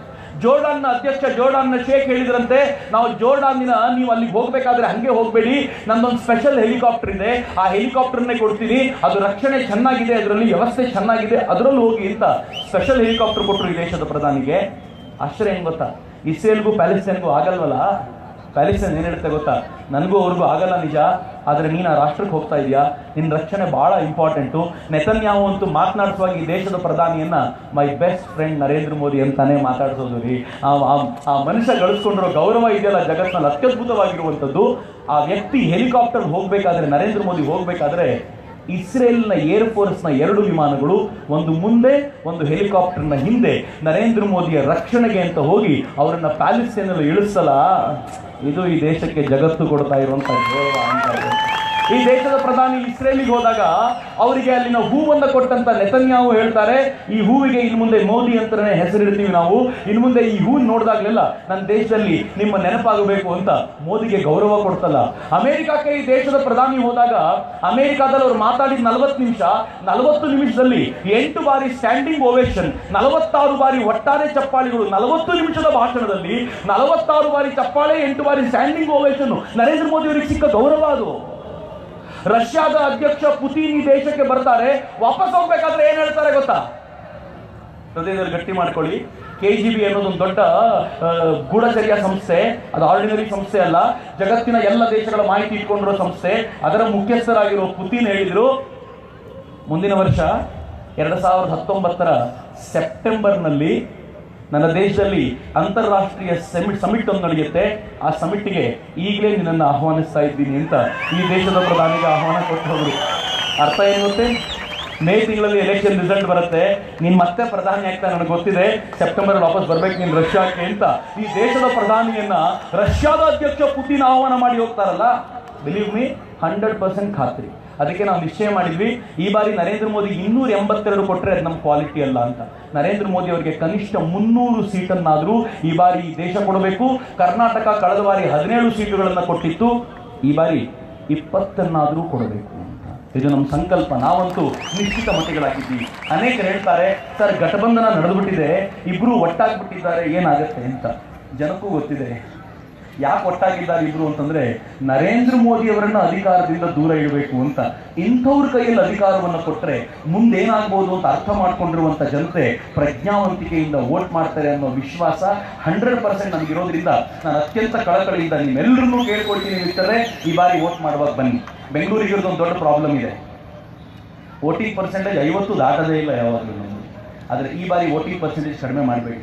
ಈ ಬಾರಿ ವೋಟ್ ಮಾಡೋದು ನಿಮ್ಮೊಬ್ಬರ ಜವಾಬ್ದಾರಿ ಅಲ್ಲ, ವೋಟ್ ಮಾಡಿಸೋದು ನಿಮ್ಮ ಜವಾಬ್ದಾರಿ ಅಂತ ನೆನ್ಪಿಟ್ಕೊಳ್ಳಿ. ಇಲ್ಲಂತೂ ಸಿಕ್ಕಾಪಟ್ಟೆ ಅಪಾರ್ಟ್ಮೆಂಟ್ಗಳಿಂದ ನೀವು ಬಂದಿದ್ದೀರಿ ಮಿತ್ರ, ನಿಮ್ಮ ಇಡೀ ಅಪಾರ್ಟ್ಮೆಂಟು ವೋಟಿಂಗ್ ಡೇ ದಿನ ಅದನ್ನೊಂದು ಪವಿತ್ರ ಧರ್ಮ ಕಾರ್ಯ ಅಂತ ಭಾವಿಸಿಕೊಂಡು ವೋಟ್ ಮಾಡಬೇಕು ಅಂತ ನಾನು ವಿನಂತಿಸ್ಕೊಳ್ತೀನಿ. ದಯಮಾಡಿ ನೆನ್ಪಿಟ್ಕೊಳ್ಳಿ, ಹೇಗೆ ಚೌತಿಯ ದಿನ ಇಡೀ ಮನೆಯವರು ಒಟ್ಟಾಗಿ ನಾವು ಹಬ್ಬ ಆಚರಣೆ ಮಾಡ್ತೀವೋ ಹಾಗೆ ಈ ಬಾರಿ ಎಲೆಕ್ಷನ್ ಡೇ ದಿನ ಹಬ್ಬದಂತೆ ಆಚರಣೆ ಮಾಡಿ ಎಲ್ಲರೂ ಬರಬೇಕು. ಮತ್ತು ಆ ಬೂತಲ್ಲಿ ನಿಂತ್ಕೊಂಡು ಸಾಲು ನಿಂತಿರೋದನ್ನು ಕೂಡ ಹಬ್ಬದಂತೆ ಸಂಭ್ರಮ ಆಚರಿಸಬೇಕು. ನಾನು ಚೆನ್ನಾಗಿ ನೆನಪಿದೆ, ನಾವೆಲ್ಲರೂ ಡಿಮಾನಿಟೈಸೇಷನ್ ಪರವಾಗಿ ಕೆಲಸ ಮಾಡುವಾಗ ಎಷ್ಟು ಜನ ಆ ATM ಮುಂದೆ ನಿಂತ್ಕೊಂಡು ಬೇಜಾರು ಮಾಡ್ಕೊಂಡು ನಿಂತ್ಕೊಳ್ತಿರ್ಲಿಲ್ಲ. ಈ ದೇಶದ ಒಂದು ಹಬ್ಬ ಅಂತ ಮಾಡ್ತಿದ್ರು. ದೆಹಲಿಯಲ್ಲಂತೂ ಕೆಲವರು ಏನ್ ಮಾಡಿದ್ರು ಗೊತ್ತಾ, ಕೈಯಲ್ಲಿ ಒಂದು ಗಿಟಾರ್ ಇಟ್ಕೊಂಡು ಬಂದು ಯಾರ್ಯಾರು ನಿಂತಿದ್ದಾರೋ ಅವರಿಗೆ ಮ್ಯೂಸಿಕ್ ಹಾಡ್ತಿರ್ತೀವಿ ಸರ್, ನೀವು ಎಂಜಾಯ್ ಮಾಡಿ, ಯಾವ ಕಾರಣಕ್ಕೂ ಬೇಜಾರು ಮಾಡ್ಕೊಳ್ಬೇಡಿ. ಯಾಕೆ ಅಂತಂದ್ರೆ ನೇಷನ್ ಈಸ್ ಅಂಡರ್ ಮೋಡಿಫಿಕೇಶನ್, ಹೀಗಾಗಿ ಸ್ವಲ್ಪ ಸಮಯ ಹಿಡಿಯುತ್ತೆ, ತಡ್ಕೋಬೇಕು ಅಂತ ಈ ದೇಶದ ಜನ ಹೇಳ್ತಿದ್ರಲ್ಲ, ಆ ಮೋಡಿಫಿಕೇಶನ್ ಆಗುವಂತ ಪ್ರಯತ್ನ ಮತ್ತೆ ಆಗಬೇಕು ಅಂದ್ರೆ ನಾವೆಲ್ಲ ಬೀದಿಗೆ ಬರಬೇಕು. ನಂಗೆ ಕೆಲವರು ಹೇಳ್ತಾರೆ ಈ ಬಾರಿ ನೋಟ ಹಾಕೋದು ಬಹಳ ಗ್ರೇಟ್ನ ಸಂಕೇತ, ಗ್ರೇಟ್ ಆಗಿರುವಂತ ಸಂಕೇತ ಅಂತ ತಿಳ್ಕೊಳ್ತಾರೆ. ಆದರೆ ನೆನ್ಪಿಟ್ಕೊಳ್ಳಿ, NOTA is equal to Congress. ಯಾರ್ಯಾರು ನೋಟಾಗಿ ವೋಟ್ ಮಾಡ್ತೀನಿ ಅಂತ ಭಾವಿಸ್ತೀರೋ ಅವರೆಲ್ಲರೂ ಕಾಂಗ್ರೆಸ್ಸಿಗೆ ವೋಟ್ ಮಾಡ್ತೀನಿ ಅಂತ ಹೇಳಿದಷ್ಟೇ ಪಾಪಕಾರ್ಯ ಅಂತ ನಾನಂತೂ ಭಾವಿಸ್ತೀನಿ. ಹೀಗಾಗಿ ಈ ಬಾರಿ ನನ್ನ ಅತ್ಯಂತ ಕಳಕಳಿಯ ವಿನಂತಿ ನಿಮ್ಮ ಬಳಿ ಏನು ಅಂತಂದ್ರೆ, ಈ ಬಾರಿಯ ನಿಮ್ಮ ಮತ ಏನಿದೆಯೋ ಅದನ್ನ ನರೇಂದ್ರ ಮೋದಿ ಅವರಿಗೆ ಹಾಕಬೇಕು ಅಂತ ಕೇಳ್ಕೊಳ್ತೀನಿ. ಅನೇಕರು ಕೇಳ್ತಾರೆ, ನರೇಂದ್ರ ಮೋದಿ ಅವರನ್ನು ಎಲೆಕ್ಷನ್ ನಿಂತ್ಕೋತಾರೆ ಈ ಭಾಗದಿಂದ, ನಮ್ಮ ಕ್ಯಾಂಡಿಡೇಟ್ ಸರಿ ಇಲ್ಲ, ನಮ್ಮ MP ಸರಿ ಇಲ್ಲ, ನನಗೂ ಪ್ರಾಬ್ಲಮ್ ಇತ್ತು, ಏನ್ ಮಾಡೋದಪ್ಪ ಅಂತ ದೀನ್ ದಯಾಳ್ ಉಪಾಧ್ಯಾಯರು ಒಂದು ಮಾತು ಹೇಳ್ತಾರೆ. ಈ BJP ಏನಿದೆಯೋ ಅದರ ಮೂಲ ಪಾರ್ಟಿ ಜನಸಂಘವನ್ನ ಕಟ್ಟೋರು. ಎಲ್ಲರೂ ಚೆನ್ನಾಗಿ ನೆನ್ಪಿಟ್ಕೊಳ್ಳಿ, ಯಾರು ಈ ಪ್ರಶ್ನೆ ಎತ್ತುತ್ತಾರೋ ಅವ್ರಿಗೆ ಈ ಮಾತು ದಯಮಾಡಿ ಹೇಳಿ. ದೀನ್ ದಯಾಳ್ ಉಪಾಧ್ಯಾಯರು ಹೇಳ್ತಾರೆ, ಯಾವತ್ತಾದ್ರೂ ಪಕ್ಷ ಮತ್ತು ರಾಷ್ಟ್ರದ ಪ್ರಶ್ನೆ ಬಂದಾಗ ನೀವು ರಾಷ್ಟ್ರವನ್ನು ಆರಿಸ್ಕೊಳ್ಳಿ, ಪಕ್ಷವನ್ನು ಆರಿಸ್ಕೊಳ್ಳಿ. ಮಾತು ಬಹಳ ಚೆನ್ನಾಗಿದೆ. ಪಕ್ಷ ಮತ್ತು ರಾಷ್ಟ್ರದ ಪ್ರಶ್ನೆ ಬಂದಾಗ ರಾಷ್ಟ್ರವನ್ನು ಆರಿಸ್ಕೊಳ್ಳಿ, ಪಕ್ಷವನ್ನಲ್ಲ. ಪಕ್ಷ ಮತ್ತು ವ್ಯಕ್ತಿಯ ಪ್ರಶ್ನೆ ಬಂದಾಗ ಪಕ್ಷವನ್ನು ಆರಿಸ್ಕೊಳ್ಳಿ, ವ್ಯಕ್ತಿನಲ್ಲ. ಇಲ್ಲಿನ ವ್ಯಕ್ತಿನ ಸೋಲಿಸಬೇಕು ಅಂತ ನೀವೇನಾದ್ರೂ ನಿಶ್ಚಯ ಮಾಡಿ ಅವನ ಕೋಪಕ್ಕೋಸ್ಕರ ವಿರುದ್ಧ ಪಾರ್ಟಿಗೆ ವೋಟ್ ಹಾಕಿದ್ರೆ ಅಲ್ಲಿ ಗಳಿಸಬೇಕಾಗಿರುವಂತ ನಂಬರ್ ಬರಲ್ಲ. ನರೇಂದ್ರ ಮೋದಿಗೆ 272ಕ್ಕಿಂತ ಕಡಿಮೆ 1 ಸೀಟ್ ಕೊಟ್ಟರು, ಆ 1 ಸೀಟನ್ನ ಮ್ಯಾನೇಜ್ ಮಾಡಿಕೊಂಡು ಉಳಿದೆಲ್ಲ ಕಳ್ಳರು ಒಟ್ಟಾಗಿರ್ತಾರೆ. ನಿಮ್ಗೆಲ್ರಿಗೂ ಗೊತ್ತಿರುವಂತ ಸಂಗತಿ. ಹೀಗಾಗಿ ಯಾವ ಕಾರಣಕ್ಕೂ ಇದನ್ನು ಮಿಸ್ ಮಾಡುವಂತಿಲ್ಲ. ಇದು ಎರಡನೇ ಸಂಗತಿ. ಮೊದಲನೇದು, ಪಕ್ಷ ಮತ್ತು ರಾಷ್ಟ್ರದ ಪ್ರಶ್ನೆ ಬಂದಾಗ ರಾಷ್ಟ್ರದ ಆಯ್ಕೆ ಪಕ್ಷದಲ್ಲ. ಎರಡನೇದು, ಪಕ್ಷ ಮತ್ತು ವ್ಯಕ್ತಿಯ ಪ್ರಶ್ನೆ ಬಂದಾಗ ಪಕ್ಷದ ಆಯ್ಕೆ ವ್ಯಕ್ತಿಯದಲ್ಲ. ಮೂರನೇದು ಬಹಳ ಚೆನ್ನಾಗಿದೆ, ವ್ಯಕ್ತಿ ಮತ್ತು ದುಡ್ಡಿನ ಆಯ್ಕೆ ಬಂದಾಗ ವ್ಯಕ್ತಿನ ಆಯ್ಕೆ ಮಾಡಿ ದುಡ್ಡನ್ನಲ್ಲ. ಏನ್ ಚೆನ್ನಾಗಿದೆ. ದುಡ್ಡು ಅತ್ಯಂತ ಕೆಳಕ್ಕೆ, ಅದ್ರ ಮೇಲೆ ವ್ಯಕ್ತಿ, ಅದ್ರ ಮೇಲೆ ಪಕ್ಷ, ಅದಕ್ಕಿಂತಲೂ ದೊಡ್ಡದ್ದು ರಾಷ್ಟ್ರ. ಏನ್ ರಾಷ್ಟ್ರ ಅಂತ ನಾವು ಭಾವಿಸ್ತೀವಲ್ಲ, ಈ ರಾಷ್ಟ್ರದ ಕುರಿತಂತೆ ನಮಗಿಂತ ಹೆಚ್ಚು ಆಲೋಚನೆ ಮಾಡುವ ವ್ಯಕ್ತಿ ಅಲ್ಲಿದ್ದಾರೆ ಅಂತ. ಹೀಗಾಗಿ ಅವರ ನೆನಪಿಸಿಕೊಳ್ಳುವಾಗ ಬಹಳ ಸಂತೋಷ ಅನಿಸುತ್ತೆ. ಇವತ್ತು ಪ್ರಜಾಪ್ರಭುತ್ವದ ಅತ್ಯಂತ ಶ್ರೇಷ್ಠ ದಿವಸ. ಅಂಬೇಡ್ಕರ್ ಅವರು ಸಂವಿಧಾನ ರಚನೆ ಮಾಡಿದ ದಿವಸ. ನಂಗೆ ಗೊತ್ತಿಲ್ಲ ಎಷ್ಟು ಜನ ನೆನಪಿಟ್ಕೊಂಡಿದ್ದೀರೋ ಇಲ್ವೋ, ಈ ದೇಶದ ಪ್ರಧಾನಿ ಸಂಸತ್ತಿಗೆ ಹೋಗೋಕ್ಕಿಂತ ಮುಂಚೆ this is temple of democracy ಅಂತ ಕರೆದು ಆ ಟೆಂಪಲ್ ಆಫ್ ಡೆಮಾಕ್ರಸಿಯ ಆ ಮೆಟ್ಟಿಲುಗಳ ಮೇಲೆ ನಿಂತು ಅದಕ್ಕೆ ನಮಸ್ಕಾರ ಮಾಡಿ ಹೋದ್ರಲ್ಲ, ಇಂಥದೊಂದು ದೃಶ್ಯ ಜಗತ್ತಿನಲ್ಲಿ ಮತ್ತೊಂದು ನೋಡ್ಲಿಕ್ಕೆ ಯಾವುದಾದ್ರೂ ಸಿಕ್ಕಿತ್ತು. ಅಂಬೇಡ್ಕರ್ರ ಗೌರವ ಘನತೆ ಹೆಚ್ಚಿಸಿದ್ದು ಅವರು. ತುಂಬಾ ಜನ ಅಂಬೇಡ್ಕರ್ರ ಪರವಾಗಿ ಮಾತನಾಡ್ತೀವಿ ಅಂತ ತಿಳ್ಕೊಳ್ತಾರೆ. ಆದರೆ ನರೇಂದ್ರ ಮೋದಿ ಬಂದ ಮೇಲೆ ಏನ್ ಮಾಡಿದ್ರು ಗೊತ್ತಾ, ಅಂಬೇಡ್ಕರ್ರ 5 ಕ್ಷೇತ್ರಗಳನ್ನ ತೀರ್ಥ ಕ್ಷೇತ್ರವಾಗಿ ಡೆವಲಪ್ ಮಾಡಿದ್ರು. ಅಲ್ಲಿ ಹೋಗಿ ನೋಡಿ, ಬುದ್ಧನ ಒಂದು ಪ್ರತಿಮೆ ಇಟ್ಟು ಅದರ ಪಕ್ಕದಲ್ಲಿ ಬರೆಯಲಾಗಿದೆ ಅಂಬೇಡ್ಕರ್ ಹುಟ್ಟಿದ ಕ್ಷೇತ್ರ, ಅಂಬೇಡ್ಕರ್ ದೀಕ್ಷಾ ಭೂಮಿ, ಅಂಬೇಡ್ಕರ್ ಪರಿನಿರ್ವಾಣವಾದ ಜಾಗ, ಅಂಬೇಡ್ಕರ್ರ ಚೈತ್ಯ ಭೂಮಿ, ಅಂಬೇಡ್ಕರ್ ಇಂಗ್ಲೆಂಡ್ ನಲ್ಲಿ ಓದಿದಂತ ಜಾಗವನ್ನ ಮಹಾರಾಷ್ಟ್ರ ಸರ್ಕಾರದ ಮೂಲಕ ಅದನ್ನ ಕೊಂಡುಕೊಂಡು ಅದನ್ನು ಕೂಡ ಡೆವಲಪ್ ಮಾಡ್ಲಿಕ್ಕೆ ಹಚ್ಚಿಸಲ್ಲ. ಅಂಬೇಡ್ಕರ್ಗೆ ಈ ಸಂದರ್ಭದಲ್ಲಿ ಸಿಕ್ಕಂತ ಗೌರವವನ್ನ ಯಾರೂ ಕೊಟ್ಟಿರಲಿಲ್ಲ. ಅಷ್ಟು ಎತ್ತರಕ್ಕೆ ತೆಗೆದುಕೊಂಡು ಹೋಗಿ ಅಂಬೇಡ್ಕರ್ಗೆ ಗೌರವ ಕೊಡುವ ಕೆಲಸವನ್ನು ಕೂಡ ನರೇಂದ್ರ ಮೋದಿ ಮಾಡಿದ್ರು. ಅಲ್ಲಿ ಇನ್ನೊಂದು ಸುಭಾಷ್ ಚಂದ್ರ ಬೋಸರ ಚಿತ್ರ ಇಟ್ಟಿದ್ದೀವಿ. ಯಾಕೆ ಗೊತ್ತೇ, ಇವತ್ತು ಪರೇಡ್ ಆಯ್ತಲ್ಲ, ಈ ಪರೇಡ್ ನಲ್ಲಿ ಇವತ್ತು ಪೂರ್ತಿ ಮಹಾತ್ಮ ಗಾಂಧೀಜಿ ರಿಲೇಟೆಡ್ ಶಬ್ದ ಚಿತ್ರ. ಆದರೆ ಅದರಲ್ಲಿ ಒಂದು ಕಡೆಯಲ್ಲಿ ಮಾತ್ರ 4 ಜನ ಇಂಡಿಯನ್ ನ್ಯಾಷನಲ್ ಆರ್ಮಿಗೆ ಸೇರಿದಂತ ಮಹಾ ಸೇನಾನಿಗಳನ್ನು ಕೂರಿಸಿ ಅವರನ್ನು ಕೂಡ ಪರೇಡಿಗೆ ಕರ್ಕೊಂಡು ಹೋಗ್ಲಾಯ್ತು. ಯೋಚನೆ ಮಾಡಿ, 60-65 ವರ್ಷಗಳ ಕಾಲ, ಸ್ವಾತಂತ್ರ್ಯ ಬಂದ ಇಷ್ಟು ವರ್ಷಗಳ ಕಾಲ ಇಂಡಿಯನ್ ನ್ಯಾಷನಲ್ ಆರ್ಮಿಯನ್ನ ಯಾರೊಬ್ಬರು ರೆಕಗ್ನೈಸ್ ಮಾಡಿರಲಿಲ್ಲ. ಈ ದೇಶದ ಪ್ರಧಾನಿ ಅಂಡಮಾನ್ ನಿಕೋಬಾರ್ಗೆ ಹೋಗಿ ಇಂಡಿಯನ್ ನ್ಯಾಷನಲ್ ಆರ್ಮಿಯ ಗೌರವವನ್ನು ಮತ್ತೆ ಸ್ಥಾಪಿಸಿಕೊಂಡು ಆ ಸೇನಾನಿಗಳನ್ನು ವಾಪಸ್ ಇವತ್ತು ಕರೆಸಿ ಪರೇಡ್ ಅಲ್ಲಿ ನಿಲ್ಲಿಸಿದ್ದಾರೆ ಅಂತಂದ್ರೆ, ಒಂದು ಕಡೆ ಕ್ರಾಂತಿಗೂ ಗೌರವ, ಮತ್ತೊಂದು ಕಡೆ ಈ ಮಹಾತ್ಮ ಗಾಂಧೀಜಿ ಕೊಟ್ಟಂತ ಶಾಂತಿಗೂ ಗೌರವವನ್ನು ಕೊಡ್ತಾ ಈ ದೇಶದ ಘನತೆಯನ್ನ ಎತ್ತಿ ಹಿಡಿದ ಅಪರೂಪದ ಪ್ರಧಾನಮಂತ್ರಿಯಾಗಿ ನಿಂತಿದ್ದಾರೆ.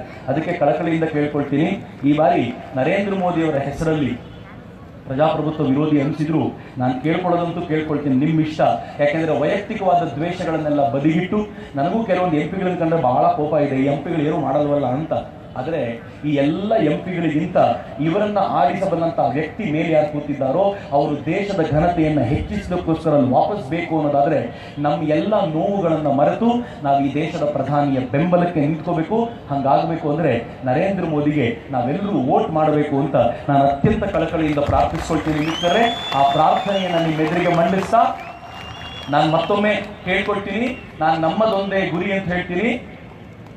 ನೀವೆಲ್ಲರೂ ಮೋದಿ ಇನ್ನೊಂದು ಬಾರಿ, ನಮ್ಮದೊಂದೇ ಗುರಿ ಮೋದಿ ಮತ್ತೊಂದು ಬಾರಿ ಅಂತ ನಾವು ಹೇಳಬೇಕು. ನಾನು ನಮ್ಮದೊಂದೇ ಗುರಿ ಅಂತ ಹೇಳ್ತೀನಿ, ನೀವೆಲ್ಲರೂ ಮೋದಿ ಮತ್ತೊಂದು ಬಾರಿ ಅಂತ ಹೇಳಬೇಕು. ಹೇಳ್ತೀರಾ ನನ್ನ ಜೊತೆ ಜೋರಾಗಿ ಉಚ್ಚಕಂಠದಲ್ಲಿ? ನಮ್ಮದೊಂದೇ ಗುರಿ, ನಮ್ಮದೊಂದೇ ಗುರಿ, ನಮ್ಮದೊಂದೇ ಗುರಿ. ಎರಡು ಕೈಗಳನ್ನು ಗಾಳಿ ಬೀಸಿ ಭಾರತ್ ಮಾತೆಗೂ ಜಯಕಾರ ಕೊಡಿ ಉಚ್ಚಕಂಠದಲ್ಲಿ. ಭಾರತ್ ಮಾತಾ ಕೀ,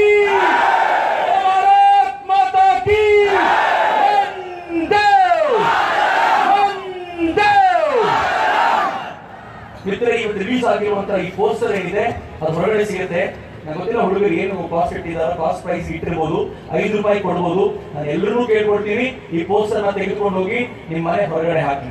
ಆ ಮನೆ ಹೊರಗಡೆ ಯಾರ್ಯಾರು ಬಂದು ಇದನ್ನು ಓದ್ತಾರೋ, ಓದಿದ ತಕ್ಷಣ they have to decide, yes ನಮ್ಮದೊಂದೇ ಗುರಿ, ಇನ್ನೊಮ್ಮೆ ಮೋದಿ ತರಲೇಬೇಕು ಎನ್ನುವಂತಹ ಗುರಿಗೆ ನಿಶ್ಚಿತವಾಗುವಂತಹ ವಾತಾವರಣ ನಿರ್ಮಾಣವಾಗಿ ಅಂತ ಕೇಳ್ಕೊಳ್ತಾ ನನ್ನ ಮಾತುಗಳನ್ನು ತಾಯಿ ಭಾರತೀಯ ಪದತಲೆಗಳಿಗೆ ಸಮರ್ಪಿಸ್ತೀನಿ. ವಂದೇ ಮಾತರಂ, ಜೈ ಹಿಂದ್.